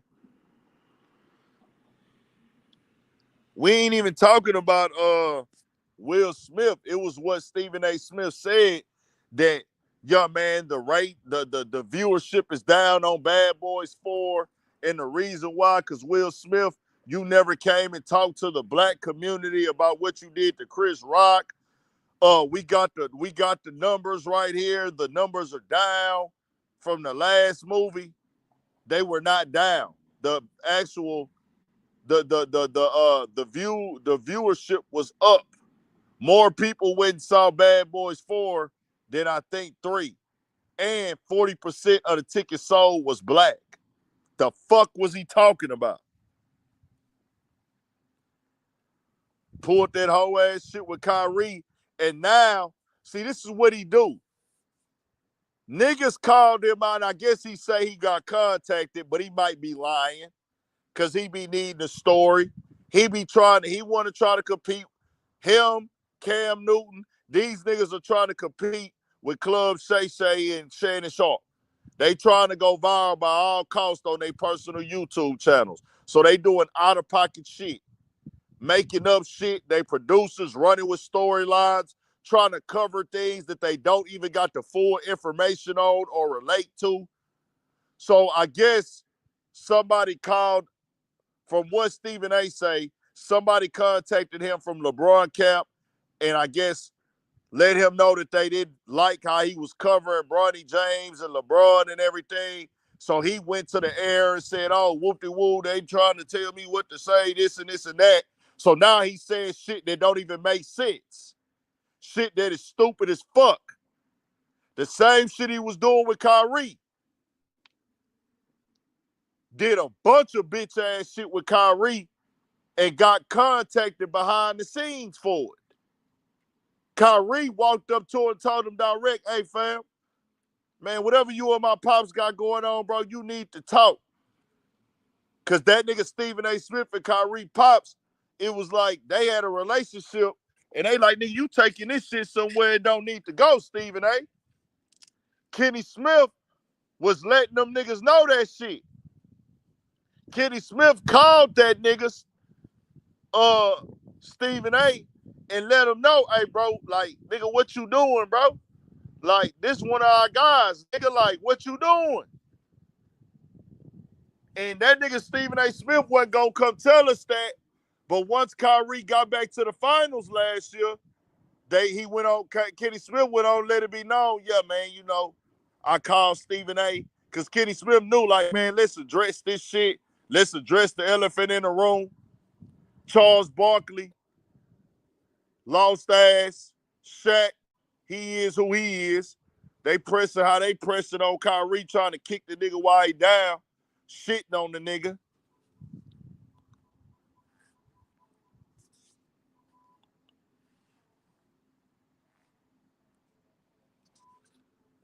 Let's move on. Hit that like button and turn us up, man. What else we had up on here tonight, y'all? What else we had on the menu for tonight, man?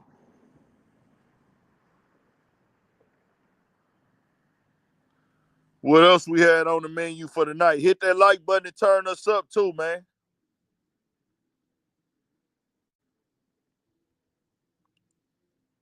Hit that like button and turn us up.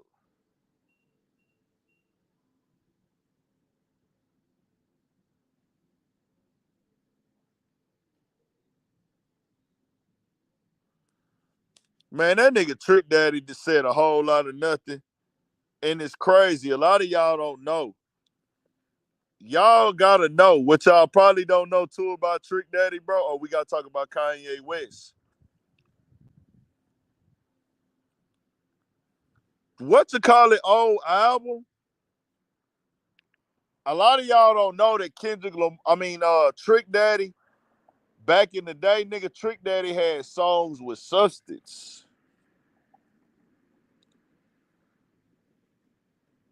We played the we played the phone call.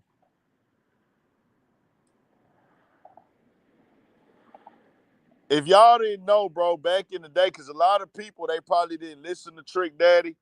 I listened to Trick Daddy back in the day, bro. My pops used to play it. I used to listen to it. Trick Daddy used to talk about real shit in his music, bro. Like, Trick Daddy used to talk about, like, racism, Black American struggle, Black life. Like, Trick Daddy used to cover it all. Poverty. He used to talk about Democrats and Republicans, all that shit, bro. Like, I'm not gonna say he was on some Tupac shit, but he was on some like political rap shit. Believe it, even though he was on the like how Kodak could get on that shit sometime, Trick Daddy was on that shit. I'ma read, bro. On Trick Daddy old album, he was on that shit back in like 2009, in the late 90s, early 2000s, bro. That nigga had music. Of course, he had his hit records and shit like that. But Trick Daddy had fucking substance, nigga.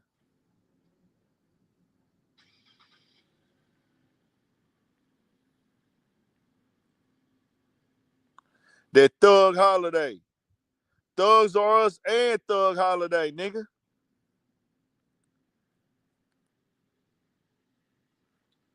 A lot of, but seeing him say shit like this, it's like, bro, Trick, what the fuck you talking about, nigga?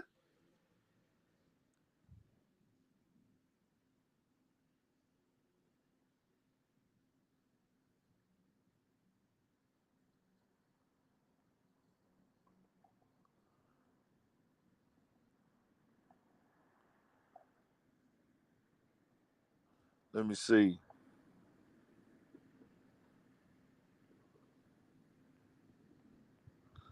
That nigga used to really talk. He said, as an American, I think the whole world against us. Bro, that nigga was rapping about 9/11, bro. So to hear like Trick Daddy say the shit he be saying now, I be like, bro, what is the fuck going on? Because this nigga be talking about some real shit, dog. Like, that nigga say, and I remember this shit when it dropped.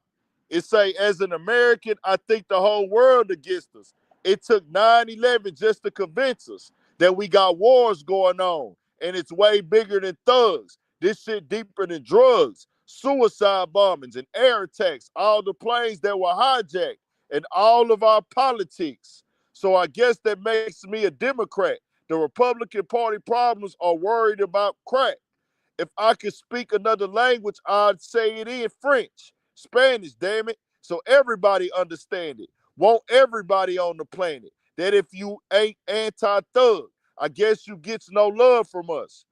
Where are the police at when you really need them? How can you chastise a child if you ain't allowed to beat them? Want the screaming for no reason? What you keep reproducing if you know you can't feed? Why you keep reproducing if you know you can't feed him? If he leave you, don't blame him. He the father of two mugs, so regardless, you ought to raise him. And it might seem outrageous, this unsafe sex these days quite dangerous. And stop killing these babies. I mean it. I love them. If you don't want them, give them to me. I'll raise them. Truth is, the future is our kids, and every player with skills should be in the NFL for real. Bro, this nigga Trick Daddy used to be. See, a lot of people don't know that Trick used to talk that talk. God's been good. This is another song. On everything I love, I'm a thug. I done consider the change, but what for? All of my homies in the pen fields. I can't be lying to them. I'm riding for them. I got to tell them how it really is. A lot of things that changed since last year. Nope, the crib and the same. Nope, the crib ain't the same no more. And these young niggas don't respect the game no more. They don't see your name no more. They doing their own little things though, committing sins. They know they get hanged for, but God is straight. For as long as you keeping it straight, keep believing in them, and you'll be leaving with them. So in Jesus' name, I pray for better things. If you help me, Lord, my heart, I'll never change. And y'all pray with me, huh? I could have been Asian. He said, I could have been Asian, Bohemian, Puerto Rican, Jamaican, could have been Cuban, Colombian, or Haitian, could have been Japanese, Chinese, or Guyanese, could have been from overseas or the West Indies, could have been anything but God made me black, could have had anything but God gave me stacks. While he was giving me that, he said, remember you're black. Whatever you spend on your mama, I'll be getting it back. So as soon as you see a new watch and a new Benz, and I'm still getting money with my same old friends, know this lady named Miss Pearl, my old girl, raised all of us, based all of us. So I'ma thank the Lord for her, because you know where I'd be if it wasn't for her. I done learned a lot of things in this game. Matter of fact, seen a lot of other things that were strange. And there's new game out called snitching. And it's obviously helped because these niggas keep telling. Lord, please help me smell my thugs so I can keep this in life. But for me, for my niggas tonight, and I'm a thug on in memory of Hollywood. Think thug for life, because God's been good.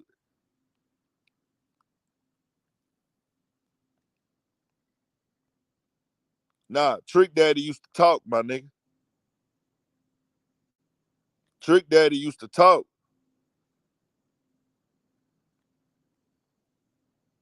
This nigga was talking, bro. That nigga say I could have been every race. He named all the races, made them rhyme, and said, but God made me black, nigga.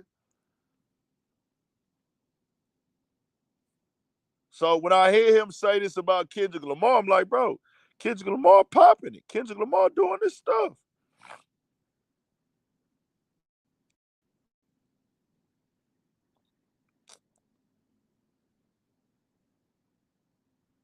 See, niggas don't even know. People saying Trick was never a lyricist. Nigga, Trick Daddy was. He didn't have the best lyrics, but content, that nigga Trick Daddy had it in his music, bro.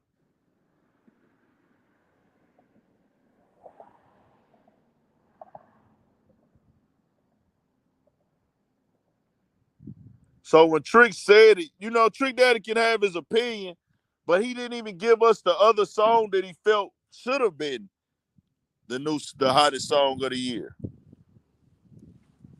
Just keeping it all the way 1,000. Shout out to Legend Ace. I appreciate that, man. Shout out to Dallas for shit show. What else we had going on, y'all? Oh, Kanye West. I wanted to get some of that in real quick before we get up out of here. We got to speak on some of this Kanye West shit. Let me go to my other phone. We got to get off this motherfucker. Matter of fact, I'll play it real quick. Kanye West, and then we got to go to the other phone. This dude held my stream having two phones. Let's see what Kanye say. Kanye West just went on some rants.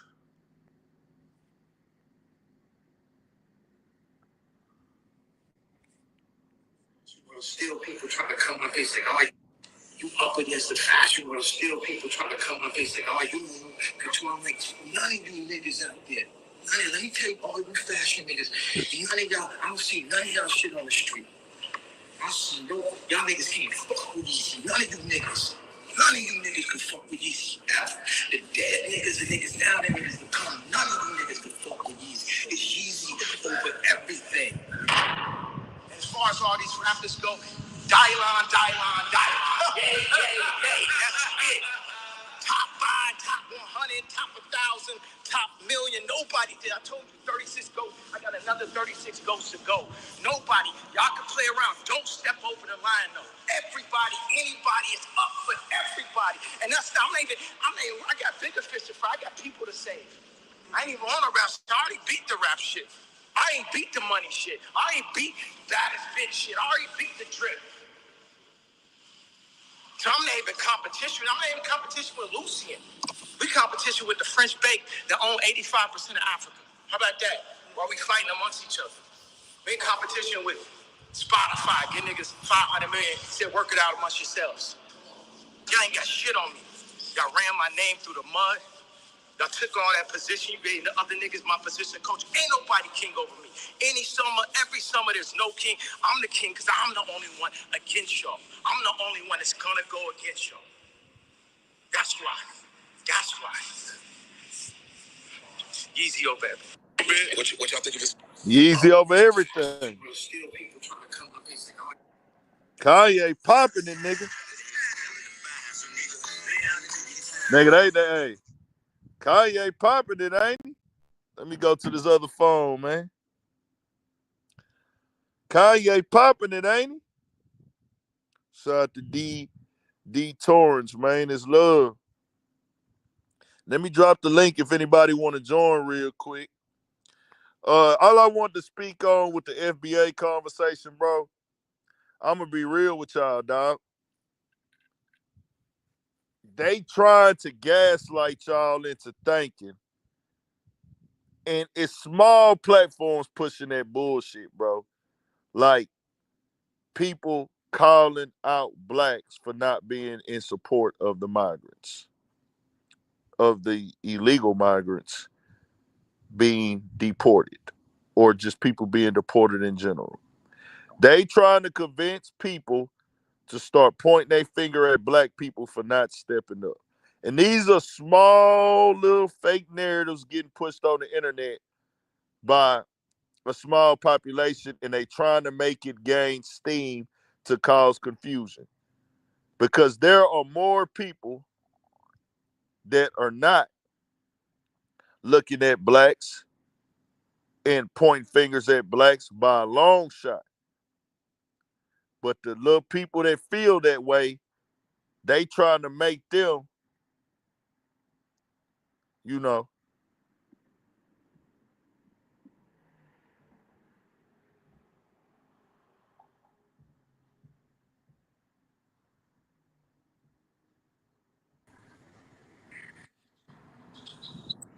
my bad. Ooh.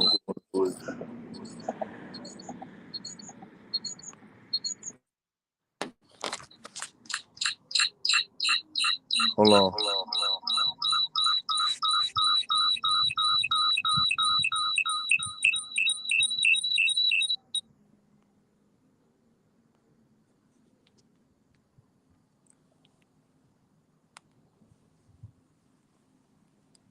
They trying to make and push fake narratives like there's an issue out here, y'all, and there's not an issue.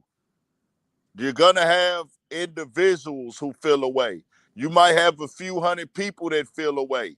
You might have a few thousand people that feel away. But that is not the common census. They try to throw these little fucking, start these little fires and put gasoline on them. And how they get people to fall for shit is they don't explain in detail, and they take advantage of this. Every day, y'all have to know that the media is manipulating you.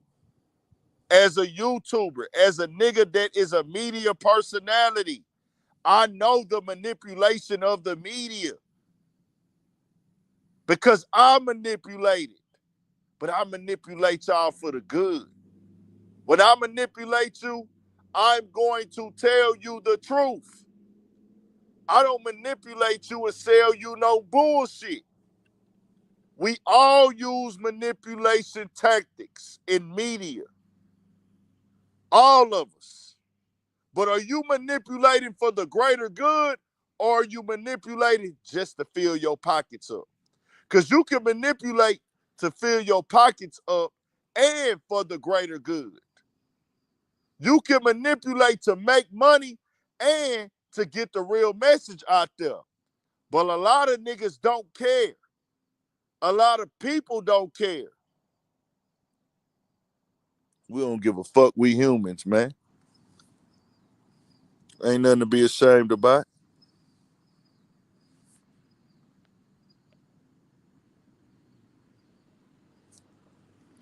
It's not true though, Trey. Just know that. The narratives are not true. There isn't this large group of people in the country. These are small platforms on Twitter that certain blogs will pick up, and the manipulation is, let me post this on the blog that has a following like it's real news, because I know it's going to start a debate or argument in my comment section. I know that people are not going to read the fine print. I know that people don't know that I'm highlighting bullshit and I'm gaslighting bullshit for polarization purposes of engagement.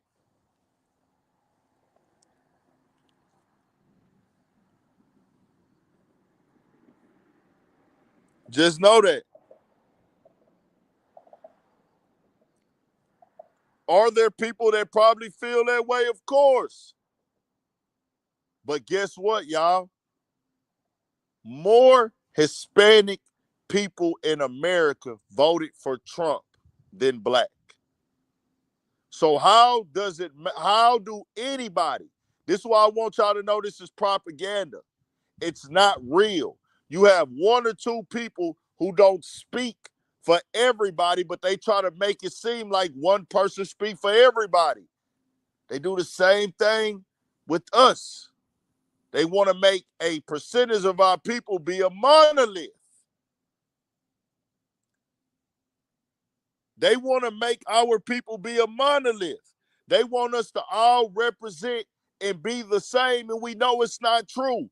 There's 40 million plus of us. How come they don't highlight the people in Black America that got two-story houses, bro? Do y'all know how many black people live in the Houston greater area who have $300,000 homes right now, which is the equivalent of probably $1 million home in California? A lot. Do you know how many black people in America have luxury apartments?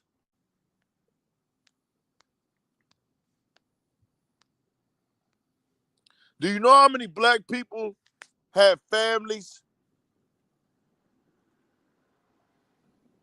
They promote and highlight the black men marrying with outside of their race because they're entertainers, because they're athletes. But what y'all better know is it's a documented fact. I think like 90% of black men that get married, they marry black women. Let me say this again. I think 90% of black men that get married marry black women. It's high. Maybe it's 85, 80%. But they'll push in the media, oh, black men always get with white women, or black men get with Mexican or Asian or another race. Do they? Of course. Of course they do. Of course they do.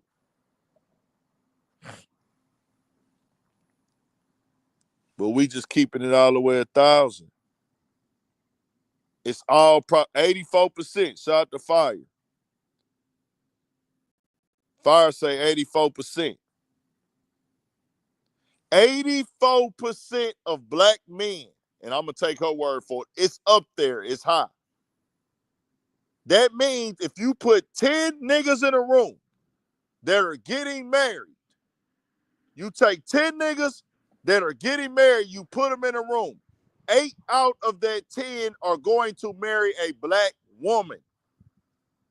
We say that again. This is not an opinion. This is facts. That means that black men marry black women. So why do they let the narrative be that black men are marrying or dating outside of their race?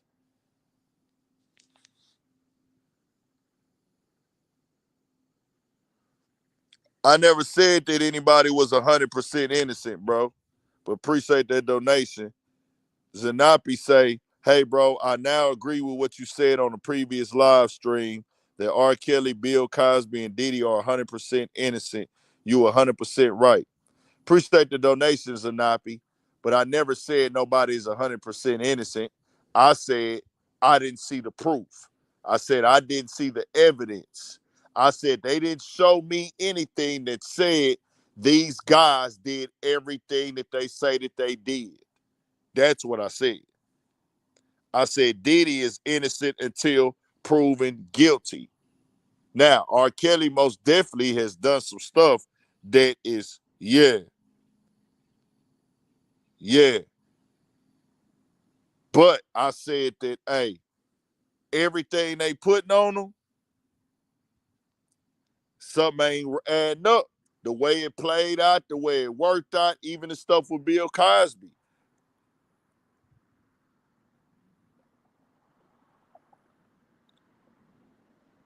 Shout out to Shano Chop It Up TV. B-Lo, is that you, nigga, up in this house?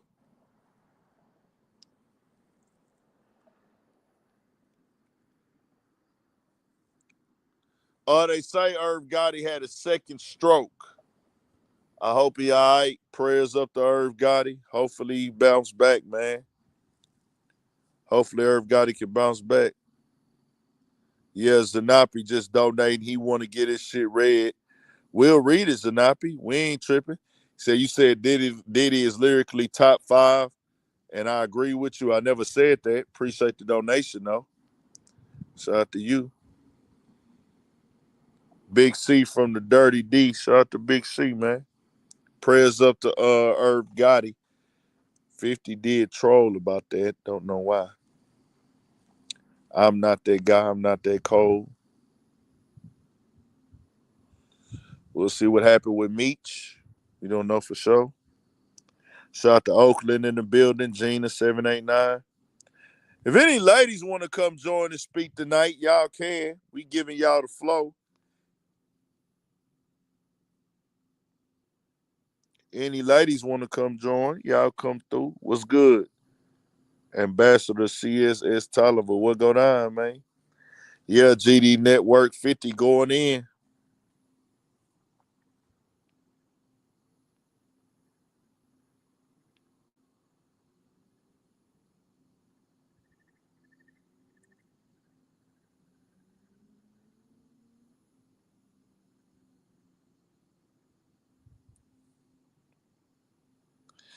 Well, you don't have to put your face on here. I ain't gonna put your face on here. No, if you don't gotta put your face on, I just gotta see you in the backstage. I gotta see you. They not gonna see you. I just gotta make sure you're not a troll. I just gotta make sure you're not a troll. But if not, we gonna end it in a little bit. I'm just giving everybody no, I never said he passed away. I said get better. They said he had a stroke. Yeah, we not letting these people control our narrative. I saw that one actor, he fucking lied.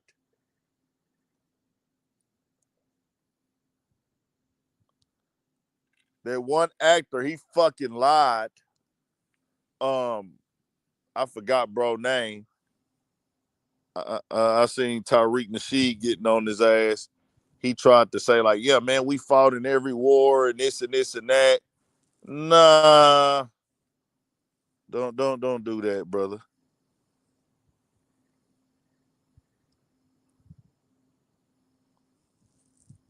Don't do that, brother. Don't get on here just saying shit. Nah, ain't no point in doing that.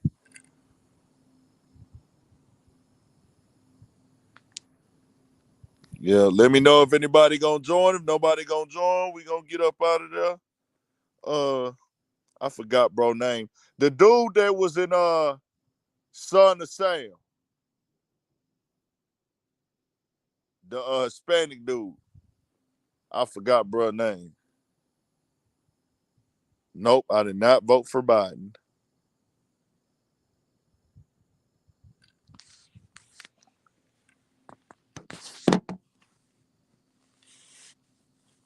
I've talked to several middle-aged Hispanic guys.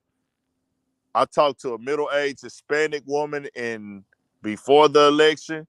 She was a middle-aged Hispanic woman. She said she was voting for Trump. And I've talked to 2 Hispanic guys who said they was voting for Trump. Or they said they voted for Trump. Like I told y'all, statistically, factually, in America, more Hispanic people voted for Trump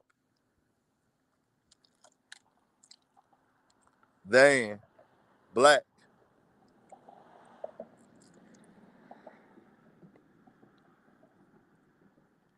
Also, don't let them push this fucking fake news. Niggas like my son, niggas like DL Hughley, these niggas that are just talking out the side of their fucking neck like that DEI shit was here to benefit black people, bro. It was not. Them niggas need to shut the fuck up.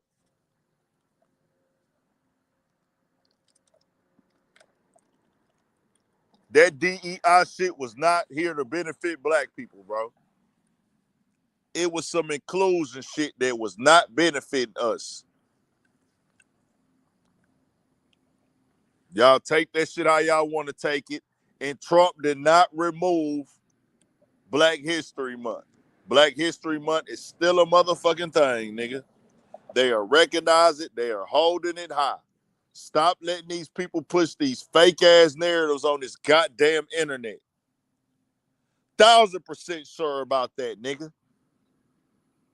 That DEI shit was not here to benefit black people. DEI was for every fucking body. Nigga, don't fall for that bullshit, bro.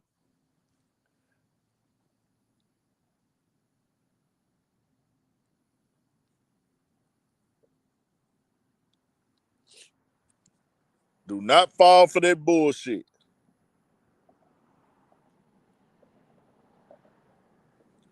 And the other community too. The other community as well.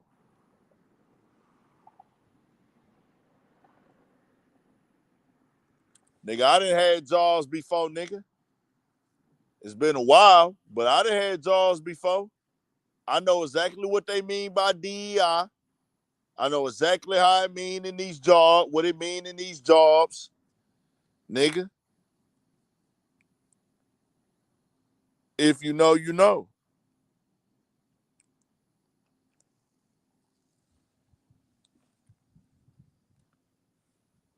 All I'm speaking on is the direct topics. Feel how you want to feel about it, nigga. You can like a nigga, dislike a nigga. You don't have to agree with a nigga. I'm not saying go be a Trump supporter or vote for Trump. I'm just calling out people who think that this DEI shit is something that's helping black people. It was not. And I'm calling out the shit about black history because it's lies being pushed. I refuse to sit back and watch these niggas get on this internet and lie to my fucking people, bro. I'm over that whole ass shit.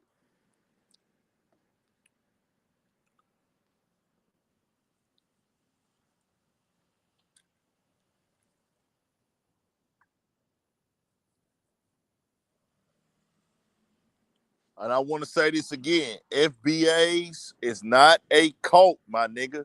We gonna keep teaching this shit and I'm gonna keep drilling it till y'all get tired of it, until y'all have to face it and accept it as truth. You gonna know what FBA is when you see it, and you're not gonna be able to play dumb around me or around other people. FBA is a description of a lineage. Those words have meaning. Foundational Black American. All of those three words have a meaning. Those three words have a meaning. It's another term off of what Dr. Claude Anderson had already started with Native Black American. That was Tyreek saying, you know what? I want to tighten that up a little bit, because with Native Black Americans, it kind of got people confused a little bit. Certain people was like, "Does this mean Indian? Does this mean that you're an Indian or you're from a tribe?" So he said, you know what? Well, nah, we're not. All of us are not from tribes. Some of us are, though. Some of us were here in those times and things like that. A lot of us were here then. But that's why he said FBA, meaning, hey, we're Black Americans for centuries. This means hundreds of years, y'all. We've been in this country. It's that simple. It's a description. It's a lineage of a group of people.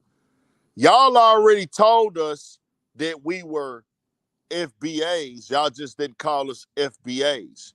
Whenever you were somebody from another country, if you came to America and said, hey, y'all don't have a culture, that was you saying you look at us as different. You already de-alienated yourself. Anytime you said that Black Americans are lazy, you have de-alienated yourself. You have separated yourself from us. Whenever you say, hey, I'm African, you are de-alienating. You are taking claim to a specific group and announcing what you are. Hey, I'm African. That means you're not being included with the Black. Nothing wrong with that. That's who you are. You're supposed to be proud of where you from. You're supposed to be proud of your lineage. You're supposed to be proud of your country, which is fine. Why is it an issue when Black Americans say it, though? Why is it okay for Blacks from other countries to not claim Africa, but they just claim their country? See what I'm saying? Why is it okay for Blacks from other countries to not claim Africa, but only claim their country? I'm just saying. Words have meanings, bros. So it is what it is. When somebody is from Jamaica, they don't say I'm African Jamaican. That's Black. They roots come from Africa too, right? When somebody is from Bahamas that's Black, they don't say I'm Afro-Bahamian. When somebody is from Black and they from Puerto Rico, you might have some of them that say they Afro-Latino or I'm Afro whatever, but a lot of them don't. So how come we have to wear African when we've been over here for centuries ourselves? See what I'm saying? You see how they tell Black Americans? So nah, bro. And I'm a nigga that don't mind being called African American either. It doesn't bother me. I don't feel no way about it. But once we start having a deeper conversation, then I'm going to explain to you why us as a people are considered Black Americans. Now, let me say this again. I keep it 1,000 with y'all. There are people on Twitter and social media that are FBAs that are disrespectful. There are FBAs on social media, Twitter, that are fucking disrespectful. That's what they own. They pressing a line. They calling niggas out. They going at niggas. Some of it is they've been treated unfairly in the past. They've been disrespected. They've been looked down on. I'm a nigga that can tell you that I'm a Black American and I've been looked down on. I've been treated like I'm less than by people from Africa. I've been treated that way. I'm not sugarcoating it. From different parts of Africa.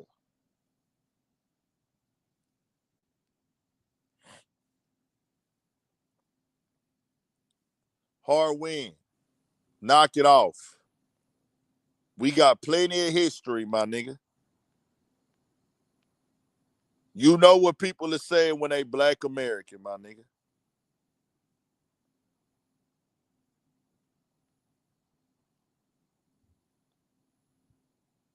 It don't matter, Hardwin. You're not going to win this fight. See, Hardwin, us being looked down upon is two different kinds of being looked down upon.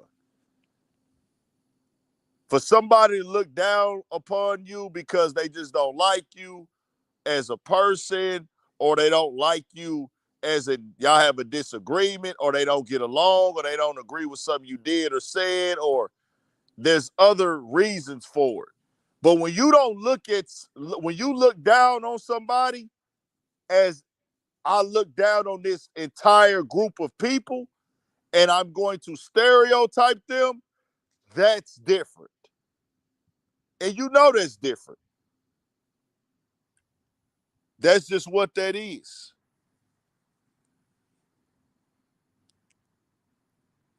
Matthew Christopher, that's a lie.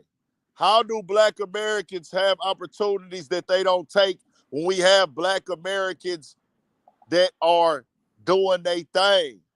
We have Black American nurses. We have Black American doctors. We have Black American business owners, restaurant owners, everything. We have Black American moguls, nigga.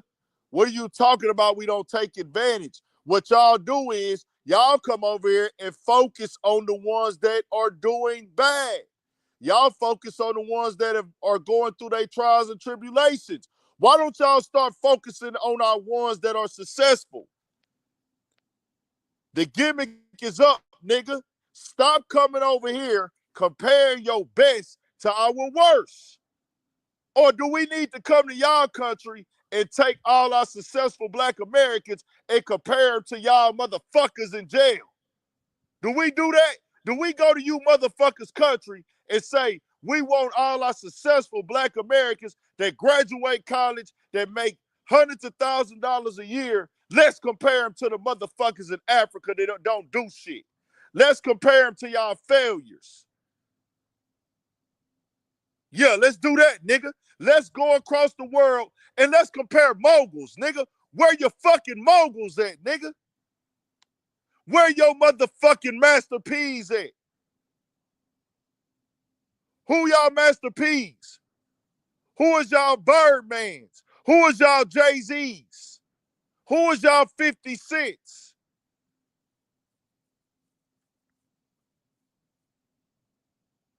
Who is y'all Kanye West's?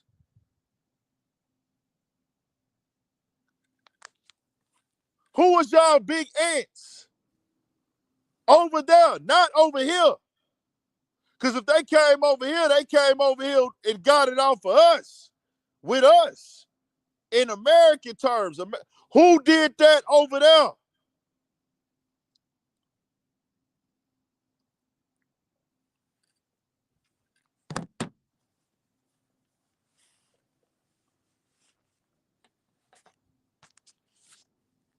Who was y'all Beyonce's? We ain't just talking musicians. We talking clothing line owners, nigga. Them is just the celebrity entertainers. Who's y'all record execs? Y'all know we got plenty of people that are very successful that are not famous as well. We got a lot of people that are very successful that are not famous. It's like y'all be talking about the black, but y'all are focusing on the blacks that are not rich. But it's crazy that 90% of America don't make $120,000 a year. Let me say that again. 90% of America, 90% of America, not black people, America. 90% of America in total don't make 90K a year. I mean, 120K a year. So if we got a population in America, 90% of the people don't make 120K. Are we the only people that ain't successful? What do y'all consider success? What makes somebody successful? Is it being rich? Y'all do know it's 40 million plus black Americans. 40 million plus. 40 million plus. Now you know who Mansa Musa is, nigga. The richest nigga ever, nigga.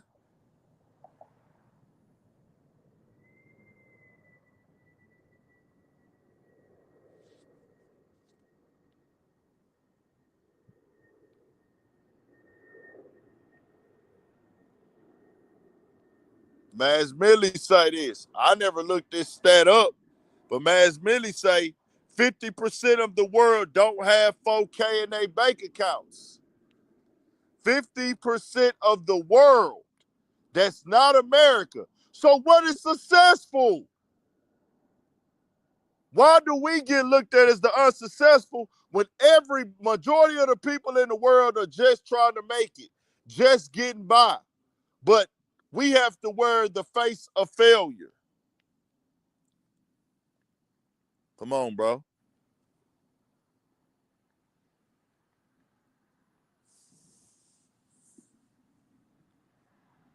We not letting you niggas control the narrative no more. This is all this is about. We not letting people control our narrative. We not letting people tell us what to think. We not letting people tell us how to feel. We not letting people tell us what we are. We not letting people make up the lies. They didn't tell me it, bro. And I know people don't, because people just want to make it seem like they know everything. People want to act like they more educated and got more history than they know. I didn't learn until 2024 that Martin Luther King's mom was assassinated in church. Let me say this again. I didn't learn until 2024 that Martin Luther King's mom was assassinated in fucking church. God bless her soul. Rest in peace. How the hell I didn't know that till I was an adult? The significance there is they taught us about Martin Luther King all through school. Why did they fail to just mention his mother was also assassinated? Did y'all learn that in school? Let me know. I need people to keep it real. I know it's a thing. I'm a nigga telling y'all the truth, nigga. I didn't know this. I didn't know this. They didn't teach me. I didn't learn this in school. I ain't learned this till I got out.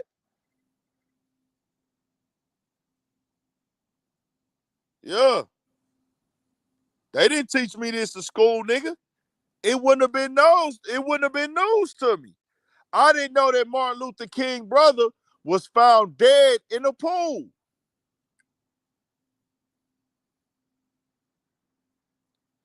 So I'm saying if we going through all this teachings and all this understanding about Martin Luther King and everything, why would they not tell us, hey, Martin Luther King's mother was assassinated in church as well?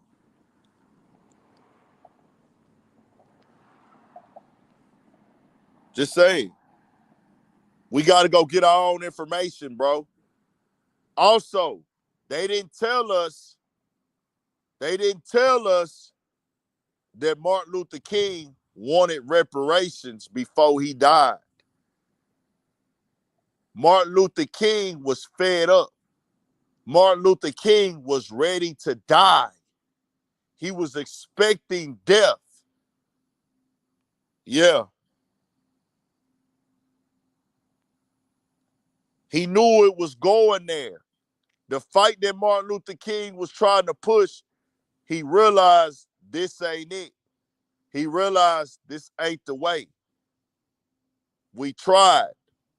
They painted it out as Martin Luther King being the guy that was, hey, I'm just whoop-de-woo, I'm going to do this, I'm going to do that. I'm turning the other cheek. Hey, always be peaceful no matter what they do. That's what they wanted us to think. Why you think they strategically didn't really teach us about Malcolm X in school that much? How come they never really pushed and promoted Malcolm X? How come Malcolm X don't have his own day? You want to know why? Because he was firm on the A. Y'all some pieces of shit. Y'all is foul. Y'all done us wrong forever. And y'all owe us. They didn't want to make him be a face like that. But he was so great, you couldn't deny his history. You couldn't deny who he was.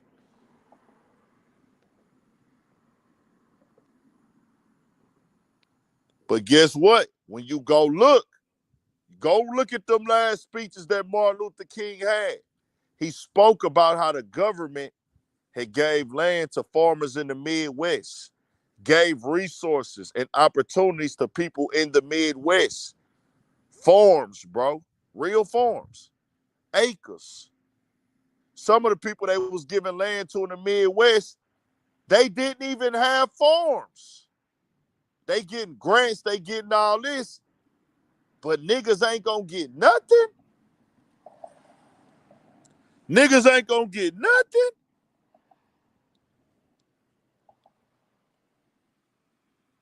Nah, that ain't how they go. Oh, they big closed early. Hey, what's your name, bro? KB. KB, what school you went to? Yeah, I did too, like a motherfucker. I know you look familiar. What's your name? Ant. I know you went to that hoe though. I just know you went to that hoe. You came out? 05? I came out in 03. Yeah. I know you look familiar like a motherfucker though. I just could I was like, man, I went to school with this nigga, man. Yeah. Man, I'm trying to get some scars and shit. I think they went on they went on the freeway, probably closed like a you gotta go down there to the left, bro. Yeah. All right. For sure.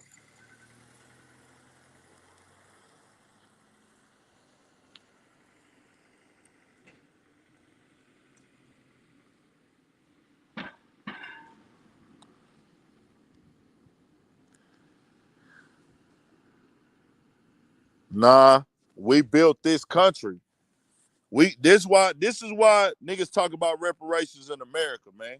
Niggas talk about reparations in America because we built this. We built this.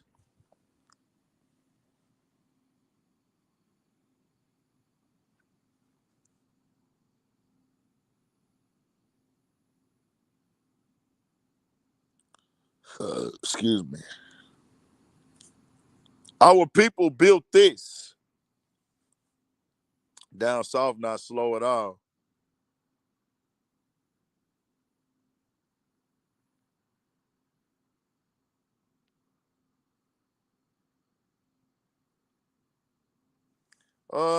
I go to the strip club here and there, not just everyday type shit.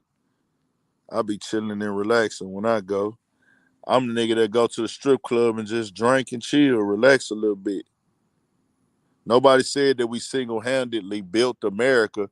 We just said we was the biggest contributing factor of building America. Everybody knows this. And think about it now. That's why I called out these niggas who speak these negative, false, inaccurate stereotypes. Black people are lazy.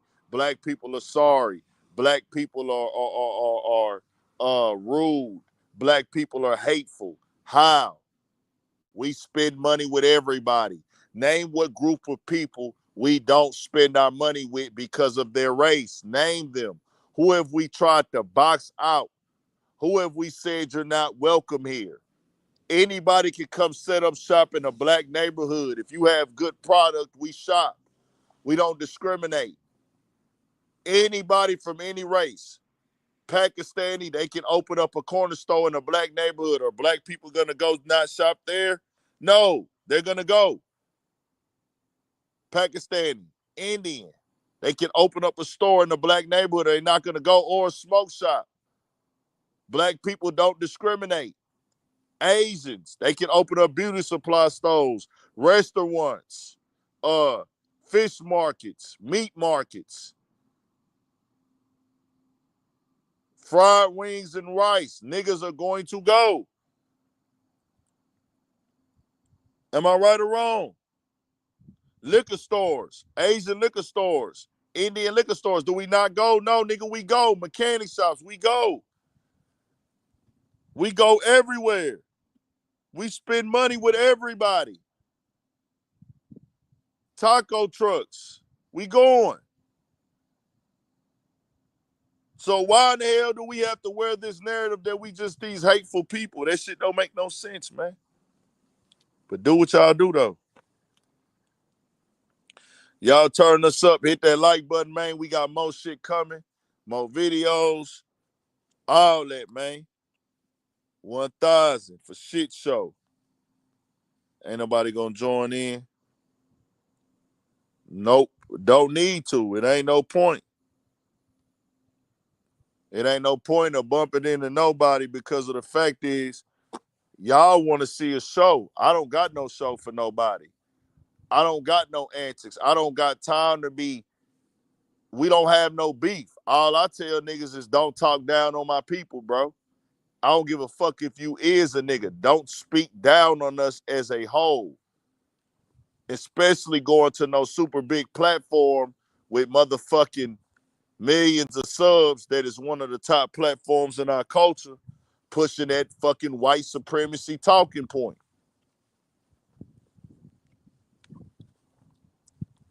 I got ancestors, nigga, that died for this, nigga. We not letting these people control our narrative no more, nigga. We gonna get our value respected one way or another. Nigga ain't beefing with these niggas, man. These niggas is jokes, man. Niggas is clowns.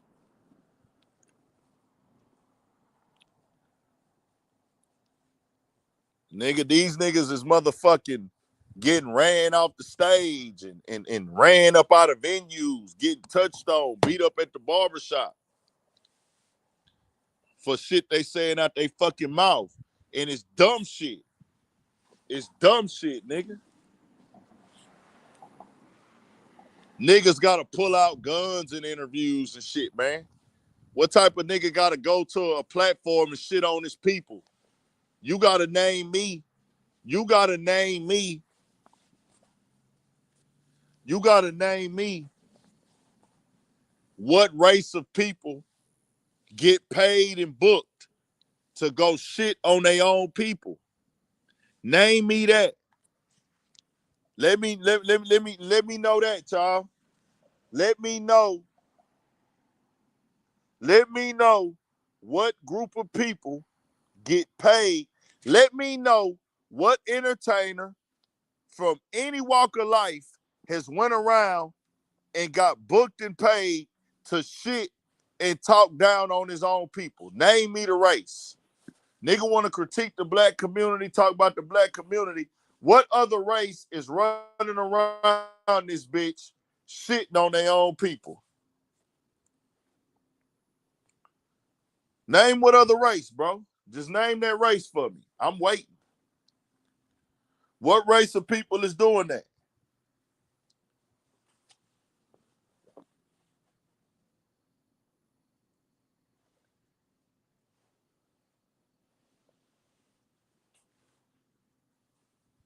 I'm just asking.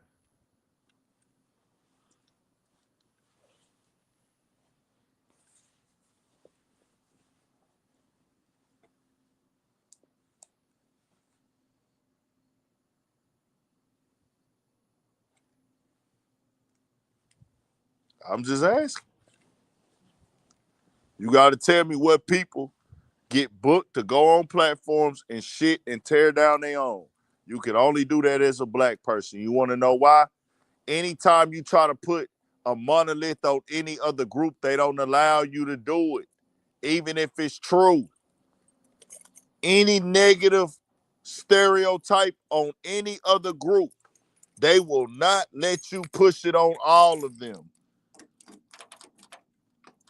It don't matter what it is. It could be dead ass true.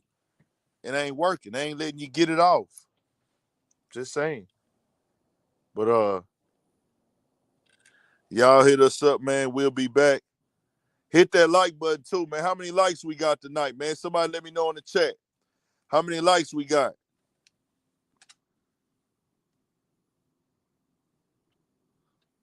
How many likes we got?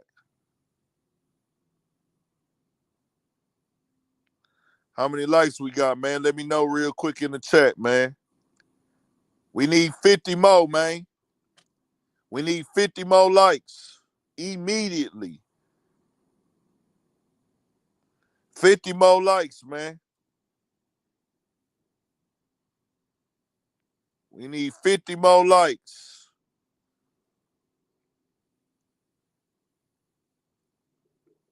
50 more likes. Turn us up, man. We done. Make sure y'all subscribe to the channel. We appreciate the support. Go check out. We got some content dropping over there with D Gotti, my nigga BP over there on with the Gotti Files segment on the Dirty Third Network. D Gotti going crazy right now. He working, he active. Man, we got some shit going on. South by Southwest. I'm out there with Pico. Hot Thoughts TV. He got an event. And I think it's on the 14th, which is a Friday. I'll be out there. Y'all go over there and fuck with Pico. We got a lot of shit coming, man.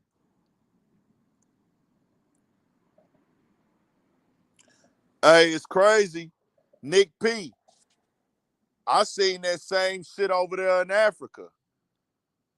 A dude was in London or some shit, and they was talking about Americans were slow. Americans didn't have no knowledge. And it's a YouTuber. He's an American YouTuber. He's over there and he's asking questions, and these people over there, they're calling continents country. And he gave them a chance to correct it, and they didn't correct it. So they not too much smarter than us. They calling us slow, but they don't be on point with their geography either. Yeah. They don't be on point with their geography either. When these dudes just pop up with random trivia. See, that's the whole thing. These other countries, they want to go pick the people they know are smart. They don't want you to just go ask regular, everyday people how much they make, what they do for a living, are they struggling, or their level of intelligence. They want to gather up all their best to say, let's make this match the ones in America that ain't so good. Nah, how about we pick our best and compare them to y'all best and leave it at that? Since y'all want to be so divisive and hateful, you're supposed to be proud of where you're from. No matter what your country is, no matter what your lineage, rep it proudly. Just stop trying to shit on us. It's not working. But we out though, man. Y'all hit the like button, turn it up. I appreciate y'all for shit show. God bless. Have a good night, man.